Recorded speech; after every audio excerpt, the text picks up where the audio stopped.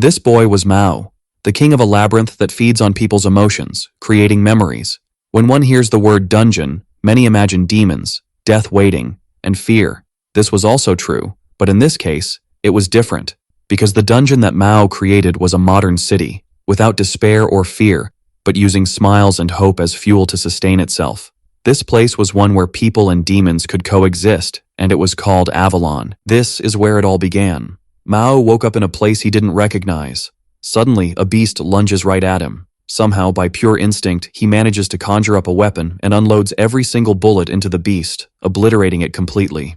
A woman walks up, clapping her hands and impressed by his quick thinking, congratulating him as the reborn demon king. Procell. She introduces herself as Marcosius, the demon king of beasts, but tells him to just call her Marco. She explains that all demon kings have the power to create dungeons, command demons, and rule over them. You can select a medal for every demon you create, but depending on the power level, you can use up to 2 medals. He decides to go big right away and tries to create a super powerful demon using 2 medals, and just like that, a little girl appears, born as an S rank, which is one of the highest tiers possible. She immediately asks her new boss to give her a name. Marco warns him that naming 3 demons creates a demonic contract, a special bond that connects their souls permanently and cannot be undone. Mao decides to wait and get to know her better before giving her a real name, so for now, let's call her Tenko. With that settled, he now has a mission to build a dungeon where everyone can live together in peace. The very next day, he wakes up right next to Tenko, to the sound of Marco shouting that breakfast is ready. During the meal, Marco explains something extremely important. She talks about the crystal, which serves as the core of the dungeon, because if that crystal ever gets shattered, demons will start spawning endlessly, causing absolute chaos within the dungeon. Mao points out that without someone to take command, the dungeon will never succeed. Marco then tosses him another medal, but this one is strictly for summoning the undead. Once outside, he realizes the medal is actually a fake, though it still functions. It just demands a massive amount of magic power to summon a single rank 1 monster. He tosses the medal high into the air, and in that instant, instead of an undead, he begins to craft a human. And just like that, a rank 5 elf appears. Marco is totally shook, seeing him create a human using an undead medal. The elf was wielding a weapon so powerful it made Tenko look completely harmless. A few days go by, and she's practically glued to the computer screen, controlling all the machinery while working on building their dungeon. When a big day finally arrives, Marco asks Mao if he knows what day it is. Mao suddenly remembers it's the day of the gathering for all demon kings. He gets dressed up in his formal wear, and Marco slips into a dress for the meeting. Suddenly, Elle crashes in with her machine, smashing right through the wall to show off that she's finally wrapped up her work and that every weapon he requested has been forged. Elle even crafted a custom-made weapon for Lenka, a special piece that's basically a shotgun, but with a wider bore for maximum stopping power, and crafted from a material that keeps the weapon incredibly lightweight. Mao thanks her for all the hard work and dedication she put into this. Now that everything is set, he's finally ready to head to the party. At this event, he plans to pick up some dungeon building tips from the other demon kings, but suddenly, a sharp pain strikes his head. In the blink of an eye, everything goes black, and they reappear in a completely different location. While Mao is lost and confused, Marco tells him to look behind him. Turning around, he realizes they are standing right in front of the Demon King Palace. This party basically served as a massive networking event for all the Demon Kings, where even Mao managed to trade some of his medals. However, he really needed to watch his back, because plenty of people there wanted to steal his ability, seeing as it was highly coveted. Mao gets startled by a sudden noise right behind him. It was a girl named Strauss, the Demon King of Wind. She hands him an imitation medal, just as a courtesy since they come from the same generation. Marco gets worried since it had been years since a Wind Demon King was born, and usually every single one of them turned out to be insanely strong. Mao tries to return the favor by offering his own medal, but she flat out rejects it. Mao, obviously ticked off by her disrespect, tells her that her demons are way weaker than his. Annoyed, she charges at him, and just as they were about to throw down, the ceremony for the new Demon Kings officially begins.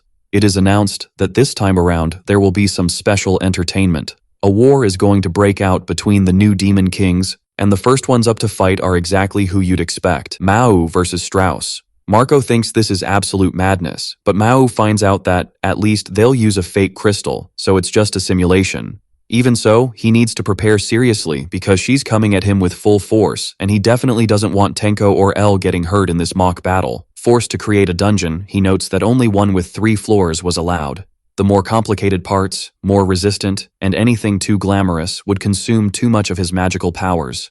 Something complicated would be a waste of time, so Proselk reflects on which combinations would meet his combat prowess. L and Tenko have impeccable skills, but the rest was an army of skeletons that follow orders without thinking, and there were the golems created not long ago. The creator of the war forged a new metal for the protagonist, and there were also the imitations of wind and death that he got at the party. On the other hand, these attributes do not harmonize well even though the golems could be used for defense. The protagonist considers the idea of filling a narrow corridor and blocking the Demon Queen's passage, but it seems like a waste of time. Marco begins to worry that maybe the boy is thinking of absurd things. Until suddenly Proselk announces loudly that he has successfully finished his dungeon. As soon as everything is ready, the two sides that will fight gather for the start of the combat. The rules consist of each Demon King creating a 3-floor dungeon of 1 level in the blank space. Anyone who destroys the crystal in the depths of the dungeon or defeats the Demon King will be considered the winner. The demons used to invade the opponent's dungeon and to protect were the key to victory. As soon as the battle is declared started, the protagonist notices the work that Strauss has done. His dungeon was quite flashy like his personality. On the other hand, Tenko praises Prokelk's work, even though the interior is not special. More importantly, the difference in numbers between the two teams was enormous. Apparently, the wind metal can copy individuals to create clones. It must have taken a lot of work to make, and Tenko asks what Proselk intends to do. On the other hand, Strauss laughs at his opponent's dungeon for being small and a real trash. As soon as they are allowed to attack, the first thing she does is use teleportation magic. Considering the rules, it was a cliché to protect the crystal in the deep parts of the dungeon. However, she herself was not the only one doing this. Then, Strauss made a copy of herself to send her spirit to command the front lines. Thus, her subordinate Rosalie announces that the preparations were ready. However, what left them curious was the fact that Proselk's group had not moved an inch from the entrance. Considering they could not attack the opponents in the white space, it was somewhat of a theft that none of them were still in the dungeon. Contrary to what it seems, Proselk has no intention of defending or attacking, or perhaps her decision was to protect the entrance of her dungeon from the outside. But it didn't really matter, as the Demon Queen would send all the copies and half of the main troop to attack and invade the enemy base. It didn't take long for the comical scene of everyone fighting to enter the dungeon to happen. Strauss noticed that the entrance of the place was too small and was limiting the number of invaders. Rosalie would stay outside, ready to send reinforcements if necessary. Even though the group had approached, Prokelk did not move an inch. It didn't even seem like a competition to begin with. It wasn't long before the Demon Queen wondered what had happened to the army she sent into the dungeon. With no signs of a response, Strauss worried that they had been defeated. Although Rosalie suggested sending the second squad, the girl felt that something was wrong. As she passed by the protagonist, she convinced herself that he was so weak that he couldn't even detect her spiritual form. Tenko mentioned that the enemy had entered the dungeon and Proselk confirmed she could not see spirits. But because her dungeon was connected to her consciousness, she discovered the invasion immediately. As soon as Strauss arrived, she quickly complained about her enemy's lazy work for creating a straight line made of rocks. The ceiling was getting lower, and it was a limitation that was not complicated to deal with. On the other hand, her demons had disappeared. As she approached, the girl found all her subordinates defeated on the ground. Shocked, she wondered who did this, and just then the second squad arrived. At the same moment, the golems at the end of the corridor prepared to attack with a large weapon. Hundreds of shots were fired and took down each of the invaders at once. Proselk could feel the fear and despair of Strauss flowing through her body. Seeing this made her say it was time to attack her opponent too. In the past, Strauss was born as the Demon Queen next to the Dragon King Astaroth. At that time, she didn't even know the difference between left and right. Being so young, there were many times she wished to leave and abandon everything. However, her contracted demons always supported her when she needed it. Since then, the girl wanted to become someone they could be proud of for never having lost to anyone. That was the path Strauss chose, and now she was facing that insane war. It was the moment she realized that her order had been wrong from the beginning. The great attack power she thought they wouldn't maintain for long made her send a huge army at once, which led to their annihilation. This reminded her of when she spoke with Astaroth before the war began and discovered that her chances of victory were low. Furious, the queen questioned if it was because she seemed weaker than a low-level skeleton guy. On the other hand, the dragon responded by mentioning the dungeon created by the girl. It was a giant place with a gorge, a labyrinth full of traps, and even an area with magma. A map that made use of the mobility and flying ability of her demons was not bad at all. Ignoring her questions, Astaroth told her to do her best regardless of the outcome as it would bring great experience. Strauss was irritated. but now it was too late to regret not valuing the dragon's words. As soon as her spirit returned to her body, Rosalie shouted her master's name in concern. The demon explained that she had heard Stolas's screams and brought everyone outside the dungeon. It was at that moment that Proselk began her attack, and they decided to prioritize the master's safety. The subordinates had seen what happened in the protagonist's dungeon and were scared of. What had happened inside one of the demons suggested that perhaps if they passed with their real bodies, they could cross the floor. And immediately Stolas disagreed, desperate and worried that her subordinates might get hurt. On the other hand, everyone was willing to do this for her considering her current position and how much they trusted her leadership. The words of comfort made Stolas hold back tears swelling in her chest. As expected of her demons, their lives would be in her hands. Besides, the girl wasn't just watching her friends die in the enemy dungeon. During that time, she was also thinking of a plan. The weapon used by the golem has low attack precision, and yet can be dangerous. Keeping this detail in mind, the queen created a new formation. The copy of Masamune and the original would form the defensive wall of wind and block the attack. Then, the copy and the real Phobos would rush in at high speed with their clone acting as bait. Finally, Roselight would cast strengthening spells from the rear. The further ahead, the lower the chance of survival. But Masamune does not seem discouraged by this, and was willing to make this effort for his master. The group enters the dungeon and decides to run straight into the enemy's trap. Just as the golem saw them and prepared to shoot, Stolas initiates the passage formation. As they start to run, an explosion erupts from behind. It was the activation of another trap that would prevent them from escaping. Now that all the bait troops were dead, the golem's target would focus on the real ones. The shots come at high speed, and Stolas barely avoids them. Masamune went ahead to try to protect her with his wall of wind. However, he was hit squarely and defeated. Although they were getting close, it didn't take long for the copy of Phobos to fall. Considering the reaction, it must be some kind of poison acting. The shock of the situation made them stop moving, and now they could not completely escape the shots. Before Stolas became the victim, Rosalie stepped in front and protected her. With her remaining strength, the demon uses a powerful spell that sends her master flying forward and makes her pass through the corridor. On the other hand, it was a relief that at least Phobos survived, and then Stolas noticed that all 3 floors of the dungeon were identical.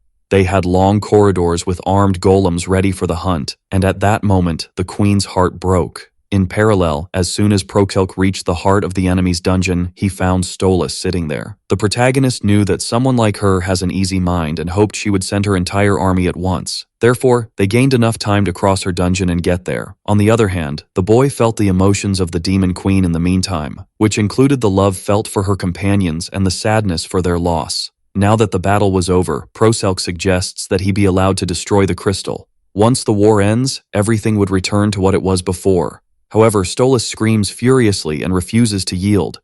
Now that her friends have been defeated, she does not intend to lose easily. Therefore, she decides to use the dragon metal that enhances all her abilities and adds an uncontrollable berserk mode. Using her ace, the queen was determined to end the protagonist and avenge the death of her subordinates. Thus, the girl uses synthesizing to bring to life a giant emerald dragon in berserk mode.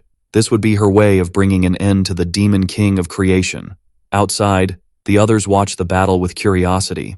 At this point, no one can tell who would win. The creature summoned by Stolas was so powerful that it could cause problems even for S-rank beings. The first thing Proselk decides to do is launch an attack. Thus, he and the 2 demon girls begin to shoot. However, the bullets do no damage as its scales were too hard. Therefore, they would have to use the rules of the game to their advantage. The 2 conditions for victory in the war were to defeat their opponent or destroy the crystal that was their source of power. The more suitable option was to choose the second. However, Tenko soon alerts the protagonist that the demon queen has disappeared. This girl was uncontrollable and obviously would not stay in the same place. Especially considering that the core was sucked into the dragon during its creation, the remaining option would be to defeat it. However, the creature soon sends 2 of them flying away with a swift movement of its tail. Tenko jumps to shoot from above, but the dragon was faster and counterattacks, sending her back to the ground. The group realizes that not only were the monster's scales strong, but it wore a wind armor that weakened the power of the bullets. In this, L suggests to Tenko that she use the true power of the E001S in its automatic mode. Otherwise, they would end up being annihilated. Proselk didn't even know this function existed in the weapon, and the elf explains that this stage was still in development. Breaking it now would be a shame, and that was the reason she hadn't told him to use it before. On the other hand, if it works, it would probably be able to pierce the dragon's armor. Suddenly, the creature begins to remove its own scales and then moves its wings rapidly. This creates a storm that hits Tenko squarely, preventing them from getting closer to attack it. Even the protagonist didn't know what they should do and gets lost in thought just as a scale flies in his direction. Quickly, the little fox runs to save him and checks if her master is okay. Then, Elle tells the protagonist to give a name to Tenko, or they wouldn't be able to win. At that moment, the fox asks the elf to stop talking. After all, she had made a promise right when she was born about being a contracted demon. This would only happen if she proved worthy of his trust. Even now, Proselk hesitates to say anything about this matter. That's because Marco warned him to be careful with whom he contracts, as although demons are obedient, they can also be foolish. There were several kings betrayed by them, and their positions ended up being reversed. Moreover, Tenkos were of an intelligent race. In this case, it was necessary to ensure that he could trust them body and soul. Now that he reflected on this, the protagonist decides to name the Tenko he summoned as Quina. From now on, she would be his first contracted demon. He wanted to see in action the power of the first friend he made in this world, and who would be his trusted ally. Soon, Quina begins to shine, and her body transforms, now larger and stronger. Although the Tenko feels grateful for Elle's motivational boost, part of her feels guilty for taking the lead in this decision. At the same time, the fox prepares and then fires a powerful shot that hits the dragon squarely. Then, she finishes the battle using her golden dance technique. Finally, the war between the two sides is concluded, and the winner is Proselk. As soon as the White Room and the forged dungeons disappear, everyone who watched the match celebrates. Marco was the first to greet him with a hug and fills him with compliments, laughing at how he became embarrassed. On the other hand, Proselk acknowledges that it wasn't just because of his own power that he won. It was thanks to Quina and Elle that all this proved possible. In addition to the person who supported him all this time, he dedicates the victory to Marco as well. Turning around, Stolas and her group were gathered. Apparently, all her subordinates were revived by the Demon King of Time at the end of the war. On the other hand, the queen approached as if she wanted to say something, and hesitated quite a bit. She begins to try to apologize, but the protagonist is quicker to do so and confesses that he underestimated her. All because he thought the girl would be incapable of passing the first floor after what he had seen with his own eyes. On the other hand, her dragon gave him chills, and Proselk asserts that she should feel proud of what she did. Moreover, he shared her despair when she lost her friends in battle. This made him realize that Stolas was someone worthy of being his opponent, and it made him happy. From now on, he would like to be her friend and even offers her his hand. In this, the girl smiles, recognizing that the boy was also a nice guy. Although she laughed out loud upon realizing she couldn't refuse if she saw him speak that way, she herself apologizes for mocking Proselk and his subordinates. Thus, they shake hands and happily decide to be friendly with each other. Then, Astaroth appears to thank the protagonist, as this defeat will make her grow even more. As compensation, she gifts Proselk with a medal of the original dragon and a demon pigeon so they can send letters to each other. Stolas herself rewards him with a medal of the original wind and promises that she would write a lot to her new friend. Proselk realizes that even though he was worried about what would happen during the night's party, everything turned out to be a great experience. Astaroth mentions that for having raised him so well, Marco must be proud of her final work. The word final catches the protagonist's attention, and the dragon is surprised that the boy doesn't know about this matter.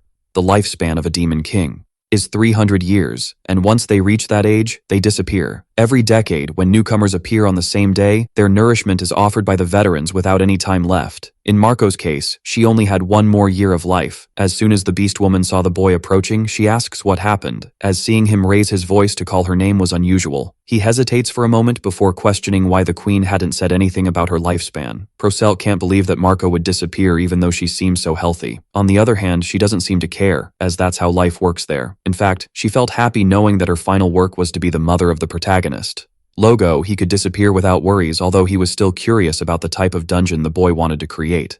In the end, Proselk realizes exactly what kind of dungeon he wants to make, and it was nothing more than a city. For a long time, he thought he wanted a place where his friends wouldn't get hurt, but that alone wouldn't be enough. Seeing the despair of someone losing their friends made him realize he didn't want to feel the same. For this reason, Proselk's decision was to create a city. Instead of bringing anxiety and sadness, there would be happiness and hope as a source. If the dungeon uses feelings to sustain itself, that should be good enough. This answer makes Marco laugh out loud as it was far from what he expected. It only made him happier to have created that boy, and he hoped to see him grow slowly while he still had time as the demon king of urbanism. However, the creation of the city since his decision didn't go exactly well. The protagonist borrowed Marco's library to find inspiration, but everything he found there was about dungeons. Obviously, the place would have useful information for demon kings and wouldn't include methods to build a city from scratch. It would help a lot if Quina and Elle did something, but the two were perfectly busy doing nothing. In that case, Marco suggests they could go personally to a city. When they make the trip, everyone is surprised by how large the place is. This was the commercial city of Aklaba with a scale of 100,000 people. It would be a great reference, but as soon as the group tried to enter, they were sent running. That should be the expected attitude of humans upon seeing someone suddenly arrive with several demons. Proselk remembered having gotten clothes to disguise Marco. Maybe they could do the same with Elle and Quina.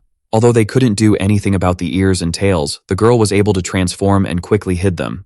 Having managed to disguise themselves, the three entered the city, and the protagonist was amazed by the local beauty. On the other hand, the girls were scared by so many humans there and were even ready to take them out. The protagonist didn't understand why they suddenly had a murderous intent, but he stopped them before they did something impulsive. In the middle of the way, a random guy appears and invites them to eat something good. Quickly, Proselk has to run to explain that they were accompanied. Even so, the guy soon went after another woman, and that only ignited Elle and Quina's fury again. Although the protagonist felt the same as the girls, it was better not to do anything now. Instead, what caught his attention were the clothes of some individuals around.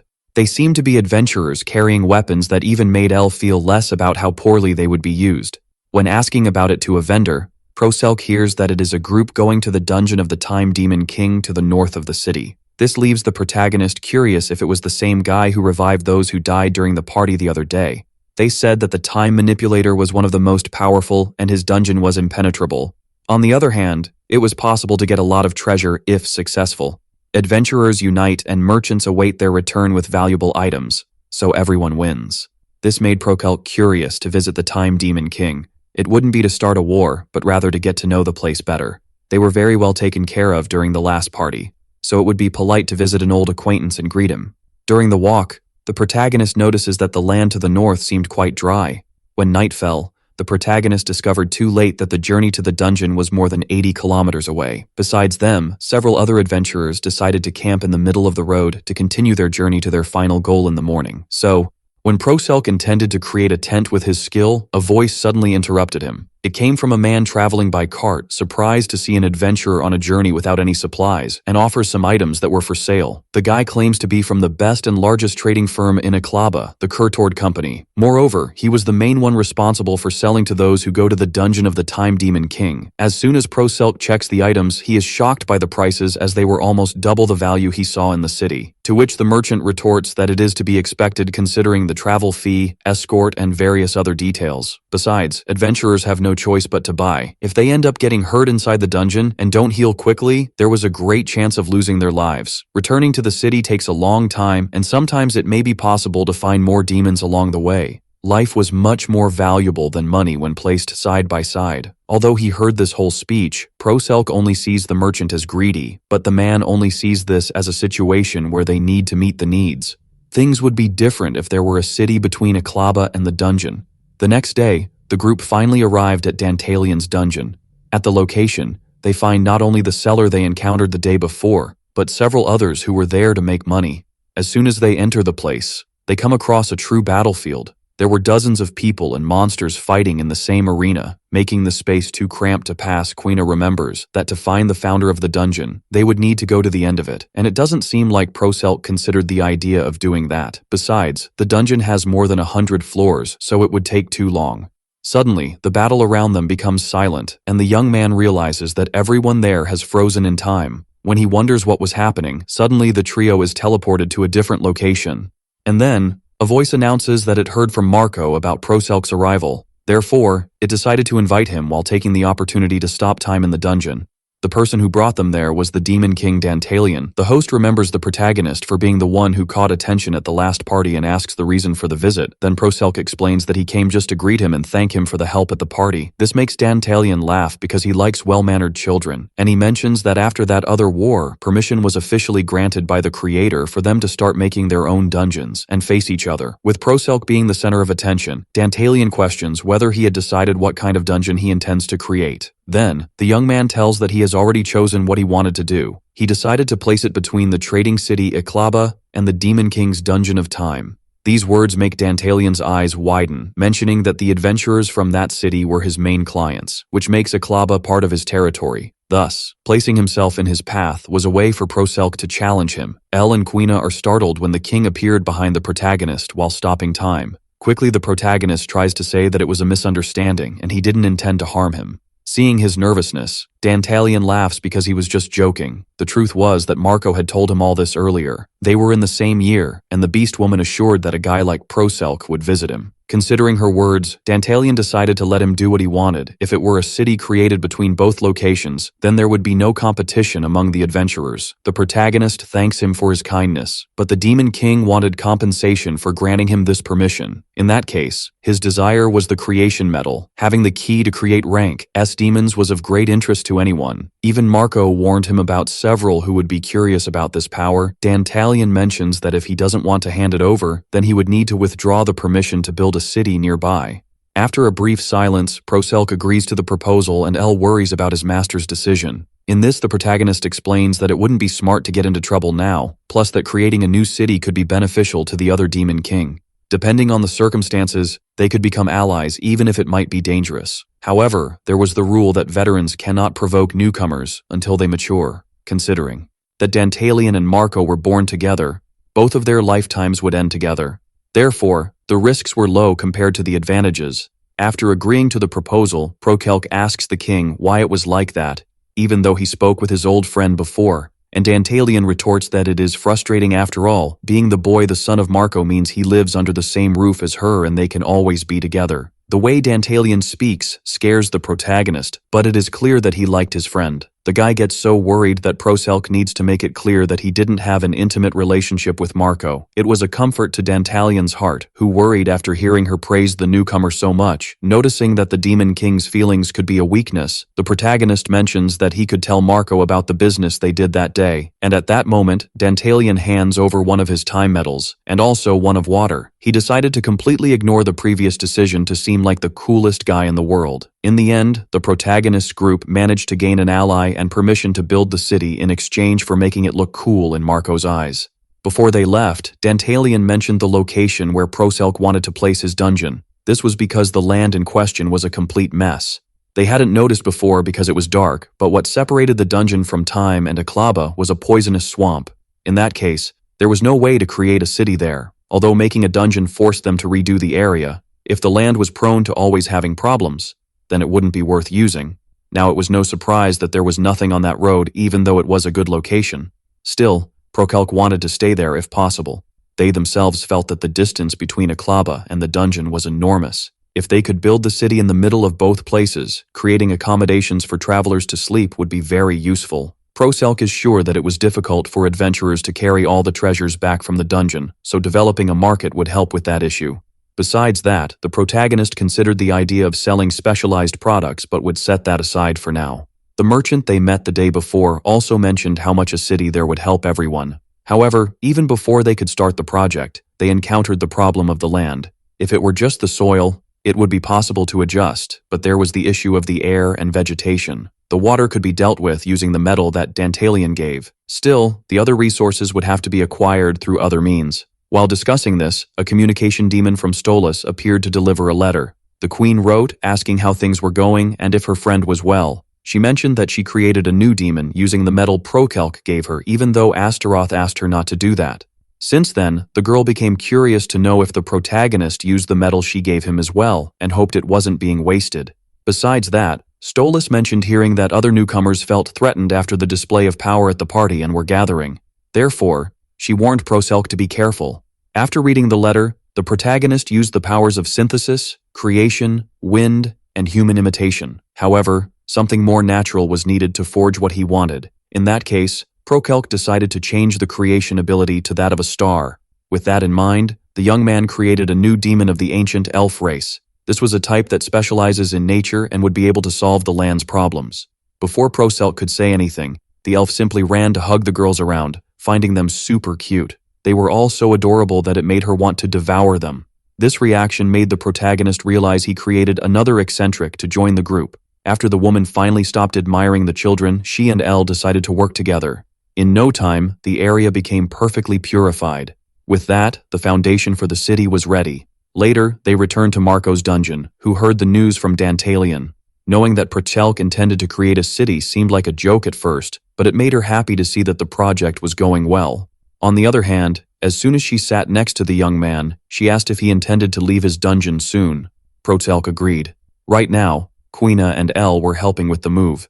Building a city was no different from a dungeon, so there were many things that were similar. A crystal was given to each newcomer after the party the other day, and their task was to keep the core in the deepest part of their respective dungeons. Once placed in a certain location, it could not be moved. This means that the dungeon needs to be built around this crystal and ensure that no one touches it. Since Prochelk stood out quite a bit among the demon kings, it was likely that the others would keep an eye on him. Marco sighed upon hearing that the protagonist would be leaving, feeling that she would be lonely. One of the boxes they were taking away was from the gift received from Dantalion. Just by looking at it, it was possible to tell it was a surveillance method, which makes sense considering they would be using the land of another demon king to create their dungeon. For now, Prochelk would let Dantalion do as he wished, and hoped he knew he didn't want to become a threat in the future. In that, Marco suggested making a teleport circle to her dungeon as well, making it easier to transport the changes. Besides that, it would help the protagonist visit her every day, making her very excited about the idea. Not that the young man intended to keep going back and forth all the time. Logo, Elle, and Quina inform that they have finished gathering their belongings and can join the others to leave. Then, Prochelk apologizes to Marco for needing to leave. She replies that she would normally give a gift now that she was leaving home. But the role of a father of demon kings limited what they could give. Seeing her this way, the young man responds that he had already received a lot from her all this time. In that case, Prochelk decides to leave her a necklace. It was an item with a diamond stone capable of playing infinitely. It would represent how the bond they had would never change, and the young man would never forget the favors he received. These words move Marco, who laughs through tears, confessing that he hadn't cried in over a century. That said, the demon queen realizes that although she cannot offer something physical, there was another gift she could give. With that, she catches him off guard with a kiss. Immediately, Prochelk becomes worried because Dantalion was watching everything and could tell that the guy was dying of jealousy. This only amused Marco even more, and she invites him to continue what they were doing. Before that, Quina calls her father, and the protagonist seizes the opportunity to hurry and leave. Before leaving, the young man promises that as soon as his city develops, he will invite Marco to visit. Just as the group is leaving, the beast woman reflects alone on the gift she received. It seemed a bit cruel to give her a jewel that would last forever, knowing that her life there would be so short. As soon as Prochelk returns to the land she acquired, she begins to use her creation ability to form her dungeon. The first thing that appears before them is the pedestal for the core. Now that the area has been defined, from then on they would have to repeat what they did during the war at the party. They would use magic to build a 3-story layout with the city on the ground floor. Since Elle and the Elder Elf, now called EE, purified the land and air, they could expand the space around by 10 kilometers on each side. From the second floor onward, it would focus on resources to develop and create a living space. Since the water source and production can be maintained on the ground floor, they would focus on creating a mine on the others. The perfect base for this project was right next to them. The problem was that although it was possible to make a difficult and dangerous dungeon with the crystal, it was not possible to create houses or infrastructures. This means that everything else would have to be done by their hands, and Prochelk would need help. With that, he and the girls begin to prepare for the construction. However, there weren't enough people working, and they were all tired. Even though Prochelk summoned golems and called demons, it was far from being enough. The situation was getting complicated. If it were a common dungeon, it would be possible to do whatever they wanted without difficulties, but being this an exception, building on their own would make the process slower and more complicated. One of the options to solve this would be to use the skeleton army. Even though they provided more hands, they weren't good enough to help. The protagonist thought he had spare metals, but only imitations remained. It was possible to synthesize them, but there was no point in going through all that work to create just one. That's when the young man noticed he also had the death attribute, and he remembers receiving it during the night party, a little before facing Strauss. There was also the copy of the human attribute. It would be worth trying to use them at the same time. Similar to the skeleton that represents immortality, death also speaks of intelligence. However, as soon as Prochelk began to create that demon, he realized he was unable to control it. It didn't take long for him to realize that the reason he had been able to create any creature until now was because he had his creation metal. Things seemed to be getting ugly at this pace. Perhaps the monster that emerged from the union of these two attributes would be truly complicated. As a glow appeared that made him cover his eyes, the creature that formed was a skeleton, wearing a crown. The protagonist was wondering how he could have a conversation with it until he decided to introduce himself. After a tense stare, the creature greets him and says its name is White, a duke of the underworld. It was a surprise to see how decent and intelligent the monster was, even with a low ranking. Then, Prokelk asks if White could understand the speech of the other skeletons, as he would like help to make them build the city. And he agrees that he can communicate, as well as share memories with other undead. Demonstrating his power, the Duke makes the army unite in an acrobatic display, frightening the young man who was watching them. In the midst of this chaos, White courts a skeleton woman, another scene that was a bit bizarre to watch. Returning to the main theme, the skeleton comments on his master mentioning the construction of a city. Thus, the protagonist explains that he is thinking of making one where people can live happily instead of creating a dungeon for everyone to kill each other. After a brief silence, White says that demons are different from ordinary living beings and are born fully grown as if taken from a book. From the beginning, they were prepared to kill humans inside the dungeons, becoming pawns of their master. This makes the protagonist understand why Elle and Quina had such strong murderous intent when they first went to the city together. But after White was reborn many times under different demon kings, he began to remember the feeling of loneliness throughout the endless cycle. Reading the memories of the other skeletons, it was possible to see that his master treated them well, like a kind person. Thus, building a city received the full support of the undead duke. This place they were in must be what they sought after so many battles. Therefore, White kneels and swears his loyalty to him, not just because the boy was a demon king, but because he wholeheartedly recognized him as worthy of it. With the addition of the skeleton army and White's commands, the speed of construction increased drastically. Not only because these monsters were useful, but the undead duke offered opinions after teaching himself architecture and city building using dwarf books. In addition to establishing communication with the other demons that Quina and the others had set aside and connecting everyone, the efficiency of the work became stronger than ever. In the midst of all this work, Quina ended up discovering a hot spring in the ground. As a result, they decided to create an unexpected win point for the city. Even so, Prokelk believes it would be necessary to separate the genders to avoid embarrassment. So, shortly after, the city was soon in its final phase. Most of it was ready, with all the buildings constructed and its infrastructure perfect. The housing was complete, and the fields were blessed by the elves, so candidates for residence could be called soon. As a result of all this hard work, the feelings of connection among the monsters were much stronger. During the creation process, however, no traveler looked in that direction, probably due to the camouflage that allows them to see only the entrance of the place. That would be considered the anniversary of the city's completion. While they were gathered, Prokelk decided that they could all have lunch. When they began preparing the constructions, they planted a tree on top of a hill overlooking the city. This choice would mark the beginning of the apple tree. On the first day, when he created an apple using his creation power, he learned that this type of fruit does not exist in this world. As the protagonist decided to cultivate them, that tree was the first planted. Alongside the themes, this should become a striking point in the city. To bear so much fruit in just a few days, EE used his blessing. The protagonist takes the opportunity to grab an apple and eat it, surprised by how sweet it was. The flavor made his fatigue disappear, and his energy was about to overflow. The other demons agreed on how juicy the fruit was. Since then, the protagonist was confident that his dungeon would be a great success. After taking a break, he suggests they finish the remaining tasks so they can open the doors the next day. His dungeon would be called the City of Hope and Smiles, Avalon. The next morning, a random group of adventurers was making their journey along the roads. One of them fell to the ground from exhaustion, and his companion encourages him to hang in there and keep going. The group underestimated the Tower of Dantalion. At this rate, their supplies would run out before they even reached Aklaba. It was then that an adventurer looked to the side, surprised to see a city there. In the shop inside, Quina was busy with work and complained that they wouldn't have time to sort everything out. As soon as the group of travelers entered Avalon, they were surprised to discover that the girl was working there. Since then, noon had passed since the city opened to the public, and more people had appeared than expected. Prokelk was curious to know how the visitors were commenting on the place, considering they had confidence in the quality and the demons were trying to follow the manual. Meanwhile, that group of adventurers was eating, shocked by how good the water and food were. It was as if everything there could relieve their fatigue and help them regain their energy.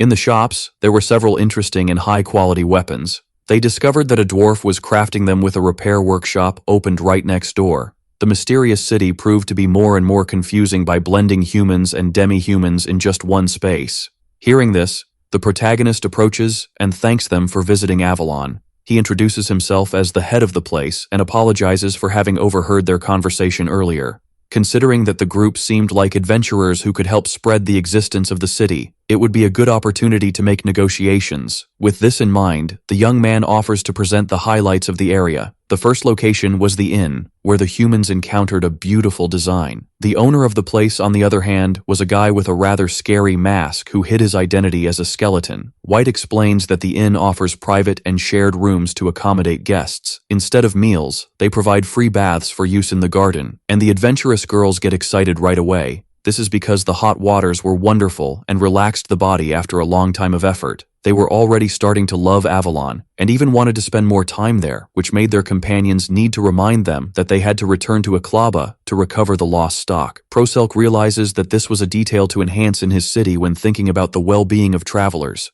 Suddenly, Quina comes running in to complain about the amount of work. It was impossible to handle so many requests at once with L's automated responses, and at this point, customers would get irritated. She demands that her father create more demon subordinates, and the protagonist rushes to make her speak quietly before someone hears what they were discussing. This was a complicated situation since Proselk hadn't even accumulated enough dungeon points to create more monsters. Besides, the skeletons helping would scare people too much, so the undead ended up staying in the basement. In this, one of the adventurers overhears the conversation and suggests that they could hire them. Although it was sudden, the protagonist realizes that he completely forgot the idea of creating part-time jobs. With this in mind, he suggests 6 silver coins per day as payment, and the adventurer immediately accepts, happy not to have to return to Aklaba so soon. After resolving this issue for now, Proselk checks how the inn was doing with the Living Duke. White says they were doing well, and the bakery seemed to be well rated. Things were going better than expected, but they couldn't be careless. After a few weeks, there would be more adventurers due to rumors, and Avalon would eventually fall into disorder. It was necessary to start thinking of other methods to resolve these issues. If they could be greedy, then hiring professionals would help a lot. With this in mind, Proselk wanted to find someone trustworthy to maintain command of management and part of the maintenance of peace and order. If they had a professional merchant by their side,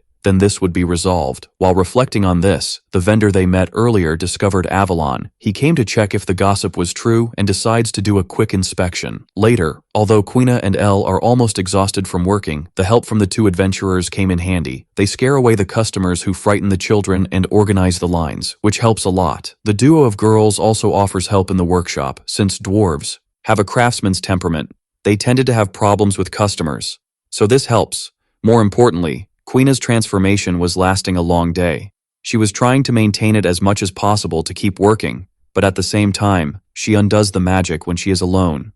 In the middle of her break, she relaxed a bit, and as a result, one of the adventurers discovered her true identity. But knowing that those girls were demi-humans only made the customers even more excited to be served. In a split second, the customers became wild fur lovers. The adventurer just did what she thought was fair, since dwarves and elves were considered normal, except for those half-beast. Instead of being a hindrance, it was of great utility. Being a city where various races can coexist, this method would also make things work. That made the demons reflect that they always saw humans as mere food, but this view was changing a bit. It was kind of a compliment and made the adventurers happy, although one of them was quite cheeky for asking for one of those expensive swords as a reward for helping. Elle had to explain that the weapon in question was not for sale, and instead helped her culminate her work as a clone of herself, dedicated to mastering. On the other hand, the human mentions that if she had the sword, completing the dungeons would be much easier, earning money for the rest of her life. In the middle of the conversation, one of her companions says it was time to return to the adventure.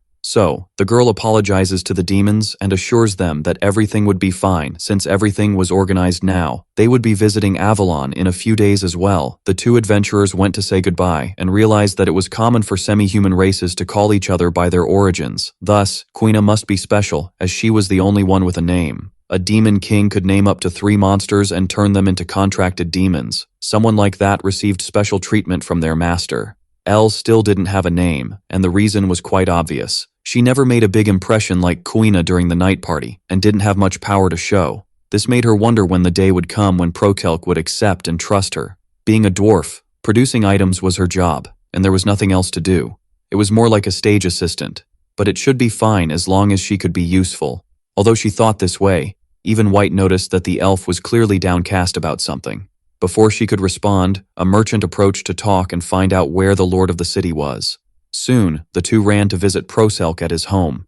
This made him spit out his drink in shock, but he ended up hearing about receiving a merchant's visit. Thus, the protagonist went to the living room of the residence to meet the individual. The merchant introduced himself as Konana Crutudo, a trader from Aklaba. It was a pleasant surprise as the Crutundo company was #1 in the neighboring city and became famous across the continent. On the other hand, his companion was the man they encountered when they first visited Dantalion. Perhaps he was a competent bodyguard after all. In this, Konana mentioned how the items from Avalon were all of an unprecedented quality and asked where he got them, to which the protagonist explained it was from a place in the Far East, across the ocean. Although he had to hide his origins, everything he brought came from that location. White thought it was a great decision to shift the responsibility onto an unknown foreign country, thus concealing advanced and unexplained technologies. Elle noticed that her master was working hard to resolve the countermeasures in the negotiation. This was going well for now. If a merchant established his base there, the items and people would increase drastically, filling the city with energy and growth. All they needed to do was close a good deal. Therefore, Proselk mentioned having demi-human blood and being pursued all his life. As a result, after fleeing his village, he decided to build Avalon to help those with similar ideals. Anyway, the young man decided to get straight to the main point, and made it clear that selling Avalon's goods wholesale to the outside or sharing trade secrets was prohibited. As expected, that was the goal of those two. Konana replied that it would be difficult since a sword from there could be sold for 3 times its value, and they were confident in that. He even suggested that if the host was willing to teach the manufacturing method, they would pay 1 gold coin for each sale. In response, the protagonist commented that the merchant was being persistent. His goal had always been to attract people and develop Avalon, and he did not intend to pass on what was created there outside the city. On the other hand, he assured that he would support anyone trying to start a business there. To begin with, there would be no taxes, and such a decision shocked the merchants. The city's management was covered by the sales of its local ties and nothing more. Besides that, Proselk intended to offer a house for free if they started a shop there. They could even add a golem that could carry much more than a horse. All that was missing was the support of Konana's company, and the profits would be added on top. It was a beautiful proposal in the merchant's view, and the protagonist asked him to accept the idea as an apology for not allowing the stock of goods in the city. White noted that they were getting favorable conditions, and for merchants, there shouldn't be a better situation. Before Konana could agree, the merchant beside him protested. He told his companion that there was no need to accept the conditions of the city chief. This was because Avalon as a whole was strange. At that moment, Konana asked his colleague not to cause problems when they were about to close deals. In this, the man asked Proselk if they could discuss reselling to outside the city. Although the protagonist tried to repeat that there was no interest, the merchant did not intend to give up. If that were the case, they could use their subordinates or passing adventurers to buy Avalon's items and resell them later. In fact, as an experiment, they had already tried several times and investigated how the fees would work through the manufacturing method.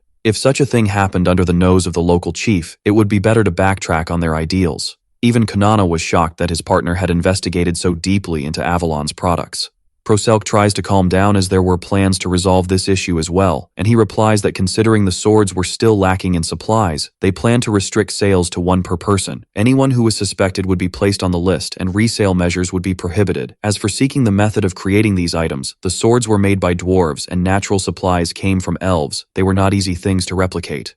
On the other hand, that was precisely what the merchant found suspicious. Demi-humans like elves and dwarves also lived on this continent. However, those in the city were a high-rank existence that should only appear within dungeons. In other words, the man suggested they were demons. This was the main reason Proselk and his group had been expelled from Aklaba on their first visit in the past. Moreover, the protagonist mentioned using golems as manual power to help. However, this was not possible, considering that this was also a monster that sought the lives of adventurers. Normally, it was not possible to make them help.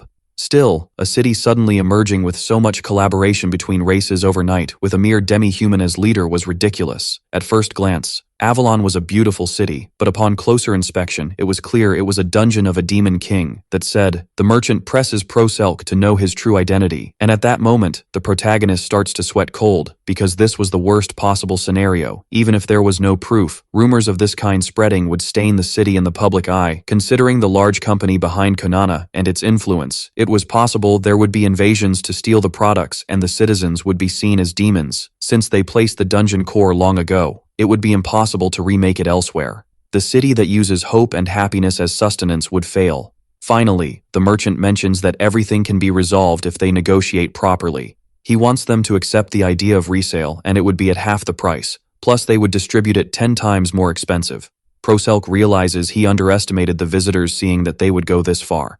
Now, the decision was placed on his shoulders to offer an advantage to these men's business or ruin the possible peace of Avalon. Before the young man could retort, suddenly White and Elle invade the room. They start by offering a drink made of alcohol and apple to the visitors. In this, White apologizes for the intrusion and mentions feeling it wasn't quite a good atmosphere. In fact, the protagonist thanks him as it would help a lot. This makes the undead remind his master that the merchants were after the city's goods. Their goal was not to destroy it. This calms Proselk, who remembers it is a negotiation, after all. Taking a deep breath, he responds to the merchants that he does not intend to cede resale rights, and he also does not care what happens because his goal was to create a city where humans and demi-humans can live safely. If that is not possible there, then he would just have to move. Obviously, in terms of dungeon it was impossible, and those words were a bluff. On the other hand, Proselk questions if the merchants were okay with this. After all, leaving there means losing a great opportunity. A city free of tariffs would be unimaginable anywhere else. Now that they were in the midst of this situation, the protagonist decides on something else. He suggests that he would allow items produced by immigrants moving to the city to pass. They would not get involved if there was someone who learned the manufacturing method, even for the swords. If the merchants want to move forward and let Avalon grow, then he would allow the men to decide what to do with the items produced by the people brought in to work.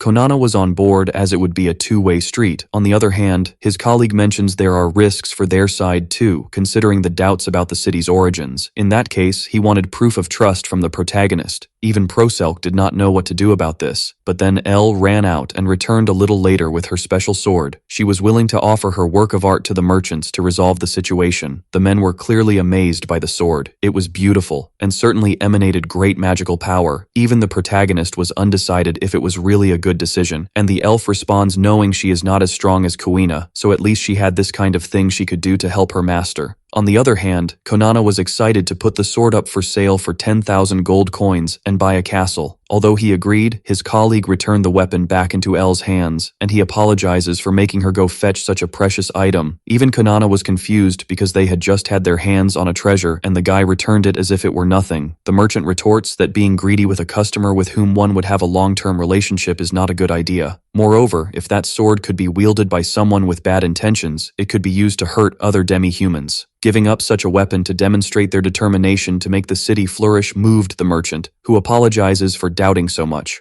Additionally, he apologizes to Konana for interfering so much in the negotiations. As a result, both sides agree to make the contract. From then on, they would be filled with tasks to do. When the negotiations ended, everyone was exhausted. Even White couldn't believe they were so moved by that black-haired merchant. Proselk thanks his two friends for helping when he needed it most. Above all, the elf was very brave for doing so much to help him. The protagonist was grateful for always putting in so much effort for a while. Since he increased the team's firepower during the Demon King Festival to preparing the city's infrastructure, it was largely thanks to her work. Elle's existence was something necessary, and Proselk knew he should have rewarded her for her achievements long before. The idea was to make her his second contracted demon, but before the protagonist could say her new name, Quina came running in. She mentioned being quite tired after a long job and noticed that her friend Elle was very happy. This made the elf respond that this was wrong, and she no longer had that name. From now on, she would be called Rorono. Hearing this made her friends happy for her achievement. The elf was a bit jealous that her veterans had gotten names before her. At the same time, it made sense considering that both had worked hard. She herself suggested being called by the nickname AE, which means Elder Elf. White mentioned there were complaints from a certain high-rank elf who keeps skipping work and walking around the city. This made AE pretend to have nothing to do with it. Her purpose was never to play during her walk. In fact, she spent some time taking care of some scoundrels who were trying to reach the apple tree. It seemed White wanted to mention something about this situation, but he let the subject pass. But the elf agrees it's true that she didn't do much compared to the other two demons. In that case, she asks that when she does something worthy like killing a demon king, she would love to receive a name too. The way the elf spoke left Proselk a bit scared, but he agreed to offer such a reward if she proved worthy. The idea of someone picking a fight with her master made Quina laugh out loud, considering how Impressed everyone was with her strength and intelligence in the previous war. Later, the protagonist acknowledges that AE was somewhat problematic in her personality, but he never saw her do anything wrong since she always moved as fast as the wind. At the same time, White believes she is a good person. These words help the protagonist feel calmer. The work of the undead Duke really helped a lot, starting with the production of bread, the things they sold in general as consumables. He left the skeletons taking care of the kitchen and processing, which was a good idea. Besides that, the guy managed to become the main one in management, earning the trust of all the high-ranked demons. White became more popular than the Demon King himself. Looking at it this way, one could hardly say who the real boss of the city was. On the other hand, it makes sense that this happened considering Proselk was always in the back of Avalon taking care of security at the core. There was one specific detail the protagonist didn't understand. Even having created AE with his creation metal, he couldn't feel anything about her. On the other hand, the undead Duke, who was born purely by chance, became someone who quickly earned his trust. This was also the main reason Proselk felt bad for making him work so hard for the city to the point of seeming to overload him. If only the guy had been able to create him with much more strength than the others, then they could use his power to the fullest for something more worthy. Reflecting on this, the protagonist considered the idea of giving White a name. Perhaps it would be quite fitting to make him his third contracted demon. On the other hand, there was something he had never told the others. Proselk received a special power from the creator as a reward for winning the war at the festival. Only twice, with a mutual agreement, would he be able to transform a person into a metal while keeping their memories intact. Using this ability could turn the undead into an even more powerful demon. These words make White deeply grateful to his master for such concern. At the same time, he personally adored the body he received at birth. As one of the Demon King's followers, he was certainly considered one unable to use any magic. His body ended up being destined for this, and he was happy and quite proud of it. At the same time, White knew that from then on he would make Proselk face various difficulties in this world. The last name and the power granted by his creator would certainly be of great importance for what was to come in the future. Given this, the undead does not believe it is appropriate to waste it in the heat of the moment. With a sigh, Proselk comments that he never really knew who was on top when he heard him speak so wisely, but there was a problem now considering that he wanted to reward him for working so well. In that case, White suggests that his master become the one to help with the romance with the skeleton Sook. After a long moment, Proselk was startled to hear that the Duke intended to marry her. It seemed that their love was mutual and it would be an honor for the undead to have his master as the one to bless their relationship. Setting aside the issue of relationships between demons, the protagonist reflects that the city is growing well, but nothing too significant has happened. However, there was a problem that arrived unexpectedly. It was the arrival of several demon kings. The first was Runaway, of viscosity. The second is Zagan of metal. And finally there was Morax of evil. The three decided to declare war on the protagonist all at once in an unfair battle. Before all this happened, Proselk was taking care of some matters related to merchant proposals when he noticed a letter marked with magic on his desk. White explains that it is a message from another demon king, but it was none of those they knew soon. The young man left to go to the meeting place indicated by the letter. It didn't take long for a voice to catch his attention and wave. The person who sent the letter was the demon lord of metal, Zagan. Noticing that Proselk was tense, the man asks him to calm down and sit so they can talk. Skipping the formalities, the king decides to get straight to the point to discuss the main issue. It was about a war that was about to happen, and he wanted to warn the young man in advance. The truth was that Zagan was allied with two other individuals. Even though Proselk is powerful, it would be impossible to defeat three individuals at once. Moreover, their demons were already well known after that party. The first thing the protagonist imagined they wanted was redemption, but that was not the case. What Zagan proposes is an alliance, completely shocking the young man. Those two with whom the Lord allied were in a different place now. If he refused the offer, with a small signal, Zagan would have the other two kings teleport there to start a war. However, if Proselk agrees to form an alliance now, they would begin the offensive against those other two from a distance. Instead of a 3-against-1 fight, it would be between pairs. Zagan came to make the proposal because the two lords were the weakest of the new generation and could easily win. As a conquest, they would earn medals without much effort. Moreover, they could complete the annual war that the creator of the lords always demands. Proselk asks why they have to do it this way, and the man retorts that it is more advantageous. The conditions to win the battle were to destroy the opponent's crystal. Even if they could defeat the protagonist being in greater numbers, those two remaining weaklings would still fight each other. In this case, Zagan thinks it is easier to defeat those two than to face a powerful common enemy. Besides, It would be the safest method for Proselk as well. Despite the guy having gone through all the trouble to explain, the protagonist refuses the proposal. The reason was simply that it was impossible to believe Zagan's words. After all, he was a random guy who came saying he would betray his own allies for his own good. Obviously the type you cannot trust. Right now, it was clear that Zagan could very well betray the protagonist at any second. In light of this, the Lord becomes furious and promises that he would make Proselk regret this by calling his two allies. Then Morax and Ronaway arrive, creating pressure now that they were in greater numbers. However, Proselk quickly tells these two that Zagan intended to betray him literally a few seconds ago. When accused, the Lord stammers that they should not be fooled. It was all a plan by the young man to turn them against each other. That was how the entire group decided to challenge the protagonist in a war.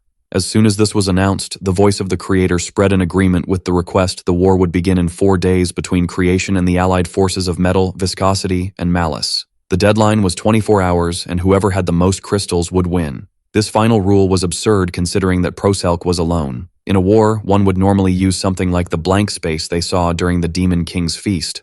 On the other hand, building multiple dungeons would take too long, and that was the reason for choosing to create a time limit.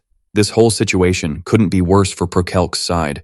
In the dungeons, the defense created by his golems helped a lot and gave him plenty. Since the protagonist lacked numbers on the team, this would have been his original strategy, but Zagan knew this from having seen it in the battle against Strauss. So, Proselk questions the creator about why he made the novice lords fight in their first year. In response, the voice retorts that it is a foolish question, as it only wanted to see them destroy each other for the crystals. As long as this desire was fulfilled, it didn't care whether it was a war or not. What pleased the creator was to make the demon kings fight each other. As soon as Proselk returns home and tells what happened, his subordinates become worried upon hearing about the battle. The situation was indeed disadvantageous.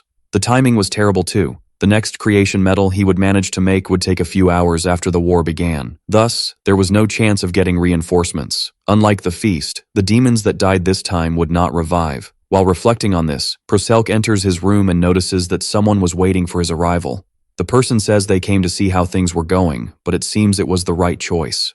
Strauss heard the whole story during the conversation. If an enemy was going to form alliances, then all they would have to do was form one too. The next day, early in the morning, everyone in Avalon notices that the sky has turned white. To Quina's surprise, the nearby humans disappear.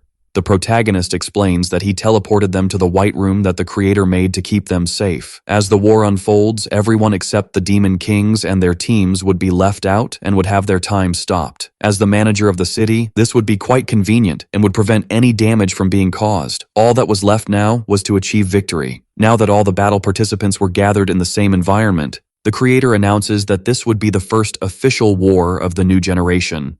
The voice becomes slightly confused upon realizing that the protagonist was receiving help from the Wind Demon King, so it would be a 2 against 3 fight. In any case, watching an irregular battle as the first round would be interesting. The creator reviews the previous rules regarding the 1-day time limit. Once the time is up, the side with the most crystals would be the winner. Fighting in the White Room was banned, and battles would only be allowed inside the dungeons. Now that the Star Children were ready, the creator gave permission for them to begin. Zagan extends his hand, saying he has waited for a day like this for a long time. He would make his opponent taste what it was like to lose everything to despair. Moreover, he glares at Strauss, irritated that the girl had also rejected his alliance proposal. Everyone who underestimates his abilities would be judged and would see his power. Once he destroys his enemy's crystal, he would make both prostrate before him before ending their lives. Finally, Strauss mentions to Prokelk that she made a formal alliance with him, but it seemed the boy had already finished his part, and she would have to protect her own dungeon. In that case, all she could do was support him personally, but the protagonist thanks her as it was more than enough. Using the power to create clones in simple math, they managed to double their battle power. Thus, they could compensate for the areas that worried him the most before. Besides, Strauss herself had that powerful emerald dragon with her. In that case, having the creature protect the crystal room in emergencies would bring a lot of relief. The protagonist assures that his ally helped him a lot, and next time he would like to thank her properly. He promises to invite her to his city and offer a hand if she finds herself in trouble in the future. Quina arrives to ask about the plan for the war and pulls Strauss away from her master. Then, the boy explains that the winner could be based on the time limit and the number of remaining crystals, so in this case, they could focus on attacking 2 enemy dungeons. On the other hand, obviously their opponents would try to invade the protagonist's dungeon in the meantime, which means they need to adapt to the situation. The idea was to capture 2 dungeons at high speed and stop the demon lord from trying to invade their base to defeat them. The central attack force would be AE, Quina, and Rorono, thus separating into 2 different teams. Each of them would take one of Dantalion's demons that can teleport and copy if necessary. If they could mark the White Room, it would be a great help, but it wouldn't be possible. On the other hand, the main defense point was the classic path protected by golems that they used against Stolas in the past. If the enemies crossed that part, then White would use his army to create an impenetrable defensive wall. It might be possible that the opponents partially know their strategy, and Proselk believes they need to move forward to achieve victory on their own. Thus, he initiated the grand plan. Quina had no issues with the things her father thought, but she was irritated at being separated from him. Rorono retorts that it only proves how much Proselk trusts them, and they should be proud of that.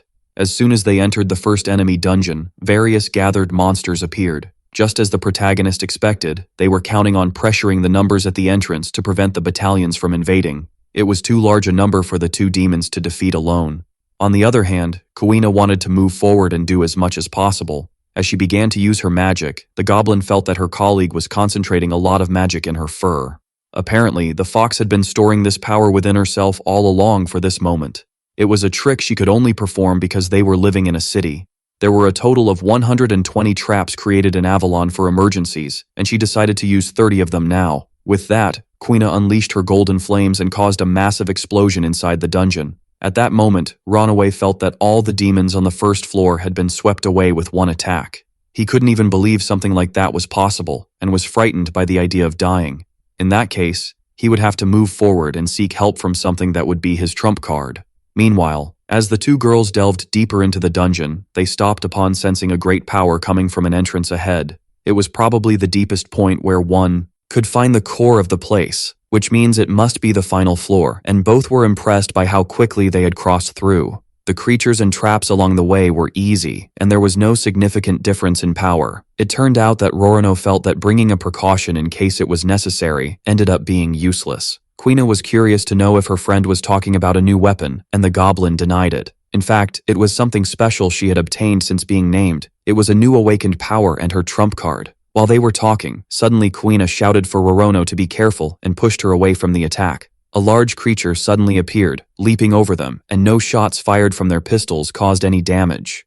Looking around, the 2 noticed it was a quartet of rank A gargoyles. Moreover, the first one that attacked them seemed to be made of orichalcum. It was shocking that it was moving, even though it was made of ore. Unlike the golems, that was a pure organism, and several levels stronger. There was no way the Lord of Viscosity who created that weak dungeon had such strong monsters. One of the gargoyles jumped at the girls, and Quina launched an attack with her ability. Just like last time, the move caused no damage. Before another powerful attack came, Roronoa tried to help her by shooting at the creature. This time, the shots worked, and they managed to take down 2 of the monsters at once. The enemy was made of ore, so it should be obvious that flames wouldn't work. This made the fox sigh as she hadn't even thought about that. Suddenly, the 2 felt a great power concentrating above. It came from a gargoyle that was preparing to unleash an attack. If weapons or fire don't work, then Quina readied her weapon to start the battle. She fired several shots and activated pilot mode, causing a massive explosion. It seemed that the creature couldn't withstand the firepower of the shots, at least allowing the 2 demons to narrowly avoid that previous concentration of magic. At the same time, the other gargoyles were caught directly in that explosion and were destroyed. Roronoa knew they weren't just mere rank A demons, as that concentration of strength she felt before resembled rank S. With that in mind, she asked Quina how far she could go using her maximum power. She replies that she would probably be able to take care of the black creatures, but that white one was not one she felt confident enough to defeat. In that case, Roronoa decides that it would be up to her to defeat it.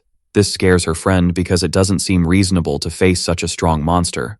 On the other hand, the elf had been carrying her trump card all this time. Given this, the fox decides she would trust her colleague to handle that opponent. Then, Quina transforms and decides to face the black gargoyles. Meanwhile, the power that Rorono received from her father would be used for the first time. It was a mechanized Valkyrie outfit with attached weapons. The sight of her wearing the trump card surprised even Quina herself. In any case, the 2 were ready for the second round. In parallel, in the deeper area of the dungeon where the crystal is located, Ronaway was praying deeply while remembering something. It was about his father. the demon lord who abandoned him. A few minutes earlier, Ronaway had spoken with Zagan to return the summoned demons he had lent him. Meanwhile, Quina was defeating the gargoyles and recognized that they were quite powerful. On the other hand, Zagan refused to return the creatures because they were necessary to destroy Proselk's golems. In that case, it would be good if the Lord of Viscosity could handle things on his own and survive alone. Therefore, he lent the gargoyles that he had to break the rules to obtain. That should be enough to deal with the invaders. As expected of Quina, the fox managed to handle all the creatures by herself. Thus, Rorono knew she couldn't be defeated either. Her opponent was quite fast, but she would still be able to catch up to him. Her shot caused a large hole in the monster's wing. However, the creature retaliated, sending the elf flying. Although pressed to the ground, Rorono managed to defend herself and decided to end this fight once and for all. To do this, she aimed the barrel of her weapon at the gargoyle's mouth and fired directly. It didn't take long for Ronaway to feel that the creatures had been destroyed, and he began to sweat cold from nerves. He was hoping that Zagan would fulfill his promise and come to help him. Even though he had cooperated with the other lord because he promised it was a guaranteed victory, the reality was quite different. Thinking that Zagan was deceiving him reminded Ronaway of his father, who laughed at how easily his son had trusted. In the end, the demon king of viscosity was deceived twice.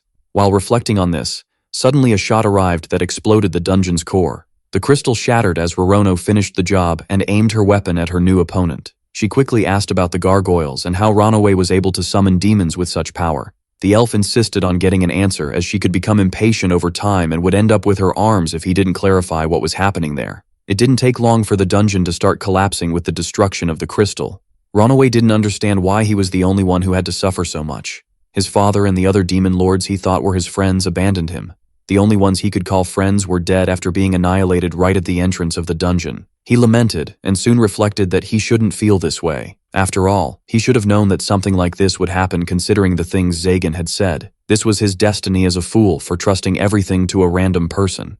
Suddenly, Ronaway looked at Rorono with a more confident expression for some reason. The Lord replied that he would tell her everything he knew, which was a surprise. After the elf heard about it, she became worried and realized they needed to return to Proselk's dungeon soon. Although she was concerned, Quina was so calm that she even fell asleep on the ground in the meantime. Rorono could only hope that her master was safe. In parallel, Prokelk was inside the dungeon of the evil demon lord and realized he had fallen into a trap. Zagan was quite pleased with himself for having captured an ancient elf so easily. On another day in Avalon, sometime before the war, White had gone out to look for EA when he found her bathing in the river. Seeing her made him turn away, apologizing for interrupting her. At the same time, it was common for him to always find her on that specific hill. For someone who purified the city and offered blessings of nature, for some reason, the elf was attached to this particular scenery. White understood the feeling of being attached to an area where one was familiar, but interacting with other humans and demons was good too. Changing the subject, he mentioned having an important message to relay about some people trying to steal the apples and that they should be careful. EA responds that she is aware of this and asks him to look in her direction. When White stares at her, he is startled by what he sees. Back in the present, Zagan had successfully captured the elf. He laughs because although the girl is a powerful demon, she was very careless. The Lord used a false wall and captured her with great ease. The gargoyles went for the king of viscosity, but ended up being defeated. On the other hand, Proselk's power was beyond his expectations, and Zagan did not want to underestimate him. Thus, he would try to finish things in a way that would secure his victory. Considering he managed to deal with those two so quickly, the king saw no reason to fear the protagonist. If he could corrupt EA to make her betray her master and obey him instead, it would be quite useful. Moreover, there were other means to cause changes in demons without using metals. It was then that Zagan noticed that in the meantime, the elf had fallen silent. The mucus of the creature holding the girl has a strong dose of aphrodisiac that should have relaxed her muscles, but before the Lord could take advantage of the chance he got to see how the hostage was doing, he received a cut that went from his fingers to his arms. EA sits down, commenting that Zanga took too long to come within her reach. Seeing her perfectly fine left him confused because the relaxing effect should have been working on her body. Realizing that his plans had gone wrong, Zagan orders his creations to attack the elf. They were different women than usual. Summoned via metals, Zagan's special ability was called Superior Seed, allowing him to turn female demons into mothers of his creations. Up to this day, the Lord had used this power on all the women he encountered, increasing his combat power. If EA had been corrupted, then possibly an S-rank demon would have been born. On the other hand, since the elf was perfectly fine, the Demon King sent his creations to attack her. But Zagan hardly expected that the attacks would be in vain. Even more than that, EA began to take down each of her opponents with great cruelty. Ignoring the voices pleading for mercy, she took all the lives in front of her, enjoying the rain of blood. In the past, when the elf asked White to look in her direction while she bathed in the river, it was for a different reason. Taking advantage of being watched, she explained that she was aware of the guys who tried to steal the apples from Avalon, and as soon as White noticed all the bodies around the woman, he was completely shocked. It was clear that the elf was cleaning the blood after finishing off all the invaders. Although it was the subordinate's job to deal with anyone threatening the dungeon, the undead warned her to be careful not to cause too much trouble. The two stared deeply at each other until AE said she understood that demons were different from the norm and were born in their complete form, but they also had their individualities. In her case, her murderous instinct directed at humans and others of her kind was very strong.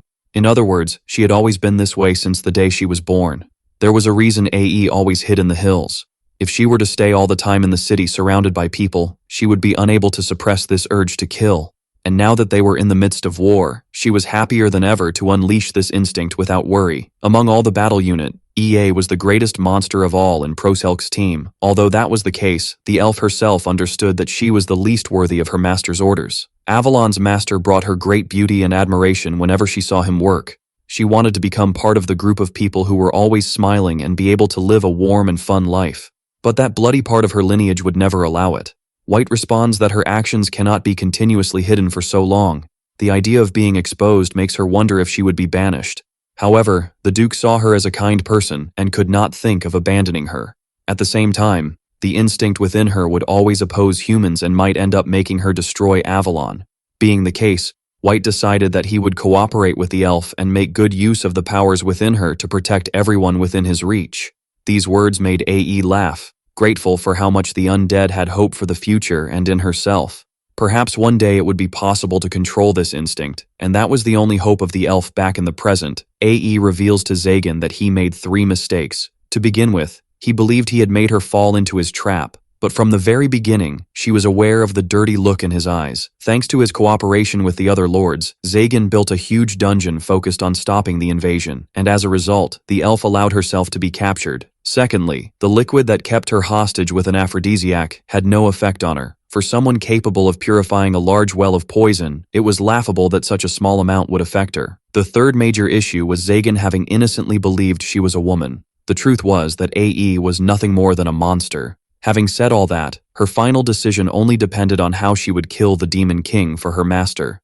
Although Zagan ran away screaming, AE warned him that fleeing was useless. While they were staring at each other, she had already compressed the air inside his body. In this case, she would be able to cause an internal explosion at any second. Before that, the Lord stammered that he had been revering the great creator Prokelk since he saw him at the party the other day. His current allies forced him to join, but his real intention had always been to be by the protagonist's side. These words made the elf start to laugh softly. After all, it was pitiful that a man like that believed he would be useful to Prokelk. It didn't take long for Zagan to understand that his end would come very soon at the hands of this crazy woman. Seeing him accept death amused her, but she took the opportunity to tease him by asking if he wanted to stay alive. The dungeon the Lord made was quite boring and complicated. That was the main reason the elf allowed herself to be captured.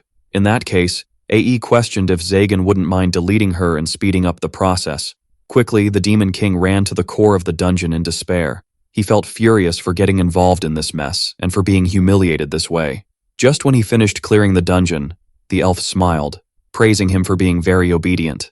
Then, she finished off Zagan because she made a promise to her master to defeat him. Moreover, she never intended to leave an enemy alive if it was within her reach. As a result, with a delicate movement, the Lord's life was cruelly taken. Meanwhile, Proselk was having serious difficulties getting out of the first floor where he got lost in the maze. AE said she would let herself be taken on purpose to resolve the situation, but the boy worried about her well-being. Suddenly, everything around him disappeared, and the protagonist fell into an empty room. It was a shock that the entire dungeon had simply vanished into thin air. When he looked, the elf appeared waving happily with Zagan's head in hand after achieving victory. She told him that she defeated him, even with Proselk very scared by the whole scene. In the end, AE herself felt that she had let herself go too far, and that the earlier aphrodisiac had not been perfectly purified. Putting those details aside, all that remained to be destroyed was the crystal. Proselk was quite surprised when he reached the back of the dungeon and found the room stained with blood. Still, it was expected considering that the demoness herself decided she would take care of the Demon King with her own hands. This made the protagonist reflect on all the things she had done since she was created, helping the city and putting herself at risk to defeat enemies. Unlike Quina and Rorano, the elf didn't stand out much but always did her tasks well. At that moment, Prokelk thought that his decision now would be one that White would certainly agree with. Thus, he said he intended to make AE his third contracted demon and revealed what her new name would be. In the past, the elf herself told White that her hope was to one day have an important role. Once contracted, a special relationship would form between the master and his creation. In essence, it would be as if they became one. When that happened, AE's killing instinct would be balanced with Proselk's kindness. Thus, she would become capable of interacting more with humans. Back in the present, the protagonist decided to name her Aura, and the elf's first reaction was to start crying with happiness, relieved by the warm feeling that filled her body. This was the first time she was part of a circle of friends. Meanwhile, on the second floor of Proselk's dungeon, White felt something in the distance. It seemed that the final slot to become a contracted demon was filled by AE, and he was happy for the girl. Later, when everyone gathered, the two attack teams confirmed that they had successfully cleared 2 of the dungeons. In the meantime, the Metal Lord advanced to invade the protagonist's dungeon. It was unlikely he had made it past the first floor, but as soon as they saw all the fallen golems, they realized they were wrong. Not only had the enemies managed to infiltrate, but they had annihilated all the creatures made of mithril. Those in charge of protecting the second floor were White and his army. Worried, Proselk and the others hoped that everyone is safe during the battle. Several hours earlier, Morax presumed that his opponent would be invading the dungeons of viscosity and evil. Thus, it was time to act and do the same in Proselk's dungeon. As soon as he entered, Morax realized that the strategy was the same as in the previous war. Although the golems fired several shots at the invaders, none of the bullets hit their targets. This was because the contracted demon of viscosity, the acid slime, defended them. He used his special ability called damage absorption so that none of them would get hurt. Upon reaching this point, Morax ordered his subordinates to charge at the opponents all at once. However, what none of them expected was that suddenly a sea of fire would hit the slime directly. It seemed that Prokelk had prepared better this time by creating a wall of flamethrower attacks instead of just standard weapon shots. This was a problem because slimes were weak against this attribute. Then came another loud noise that made the Lord freeze, unable to believe that even more had come. Morax realized that all his metal demons had been destroyed before he could even give the order to retreat. The battle now was completely different from the one at the party. At this rate, he would end up dying. Then a feline creature in a cloak appeared, asking if the Lord would like to live. It didn't take long for Morax to recognize him as the monster he had borrowed from the evil Demon King. The feline walked around observing the Lord and mocked how pathetic he seemed. He questioned whether Morax would like to continue living and surpass the barrier of that dungeon. If that were the case, then the creature could lend him its powers, since it had been a while since it had a good battle. Morax complained about how that monster was bossy, even though it was supposed to be his temporary subordinate.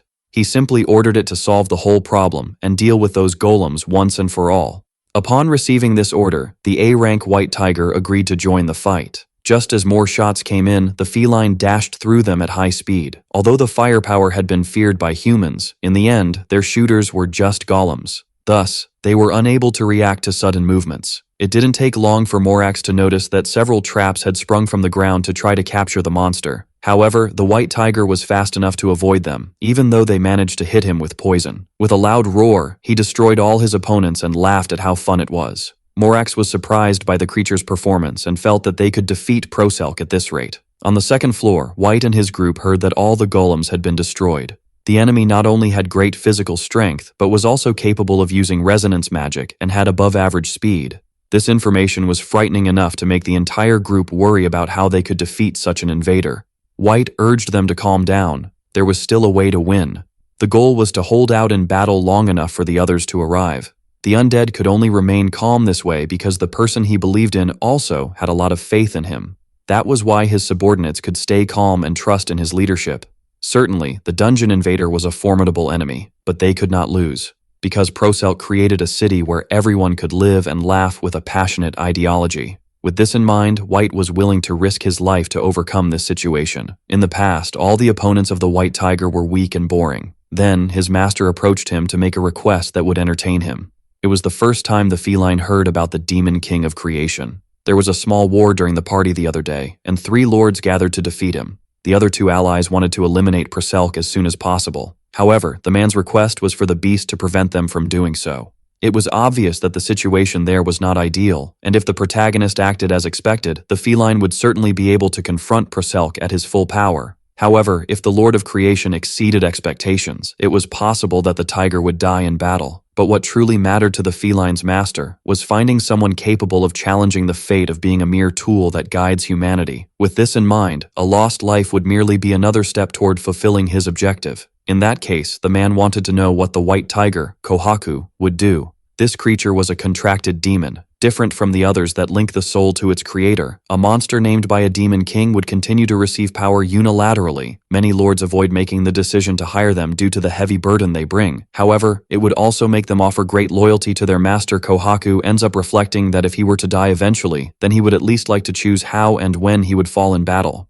If the feline was the only one capable of bringing forth Proselk's true powers, then he would happily join the battle. Back in the present, Morax praised the white tiger for his performance in defeating the golems, but soon the lord was startled to see that Kohaku was injured. This made the creature sigh, as it seemed he was unable to avoid all the previous attacks. Seeing this frightened Morax as a slip could end their lives. Out of nowhere, the slime beside him exploded and disappeared, which meant that Ronaway had just been defeated. It was a relief that the Metal King had brought his own monsters with him for the fight. However, few remained. If their dungeon were to be invaded, then everything would end very quickly. In that case, Morax announced that they would hurry to reach the crystal of Proselk's dungeon. Seeing him so desperate, Kohaku asked to wait as it was too abrupt.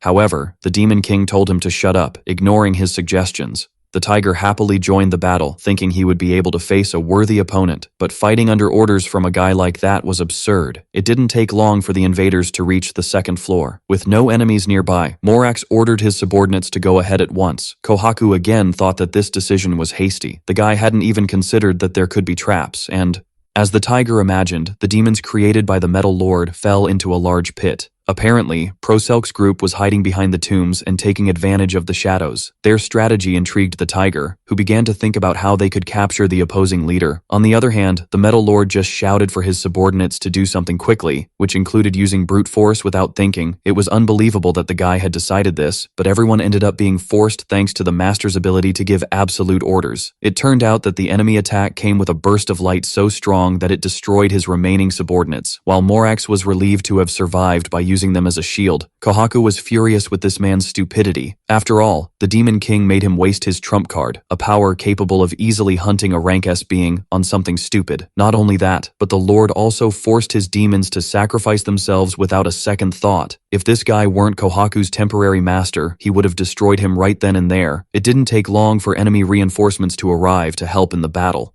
As a result, the feline was forced to drag Morax out of the area to a safe point. Then, Koharu took the opportunity to tell the man that following those boring orders was too difficult. From then on, the monster would act on his own. As soon as Morax complained because he wanted to be protected, just one look from the feline was enough to silence him. Finally, the tiger would have the chance to see how far he could go with the remaining magic he had, and without any skills held back, it didn't take long for Koharu to meet the commander of the defense strategy, White.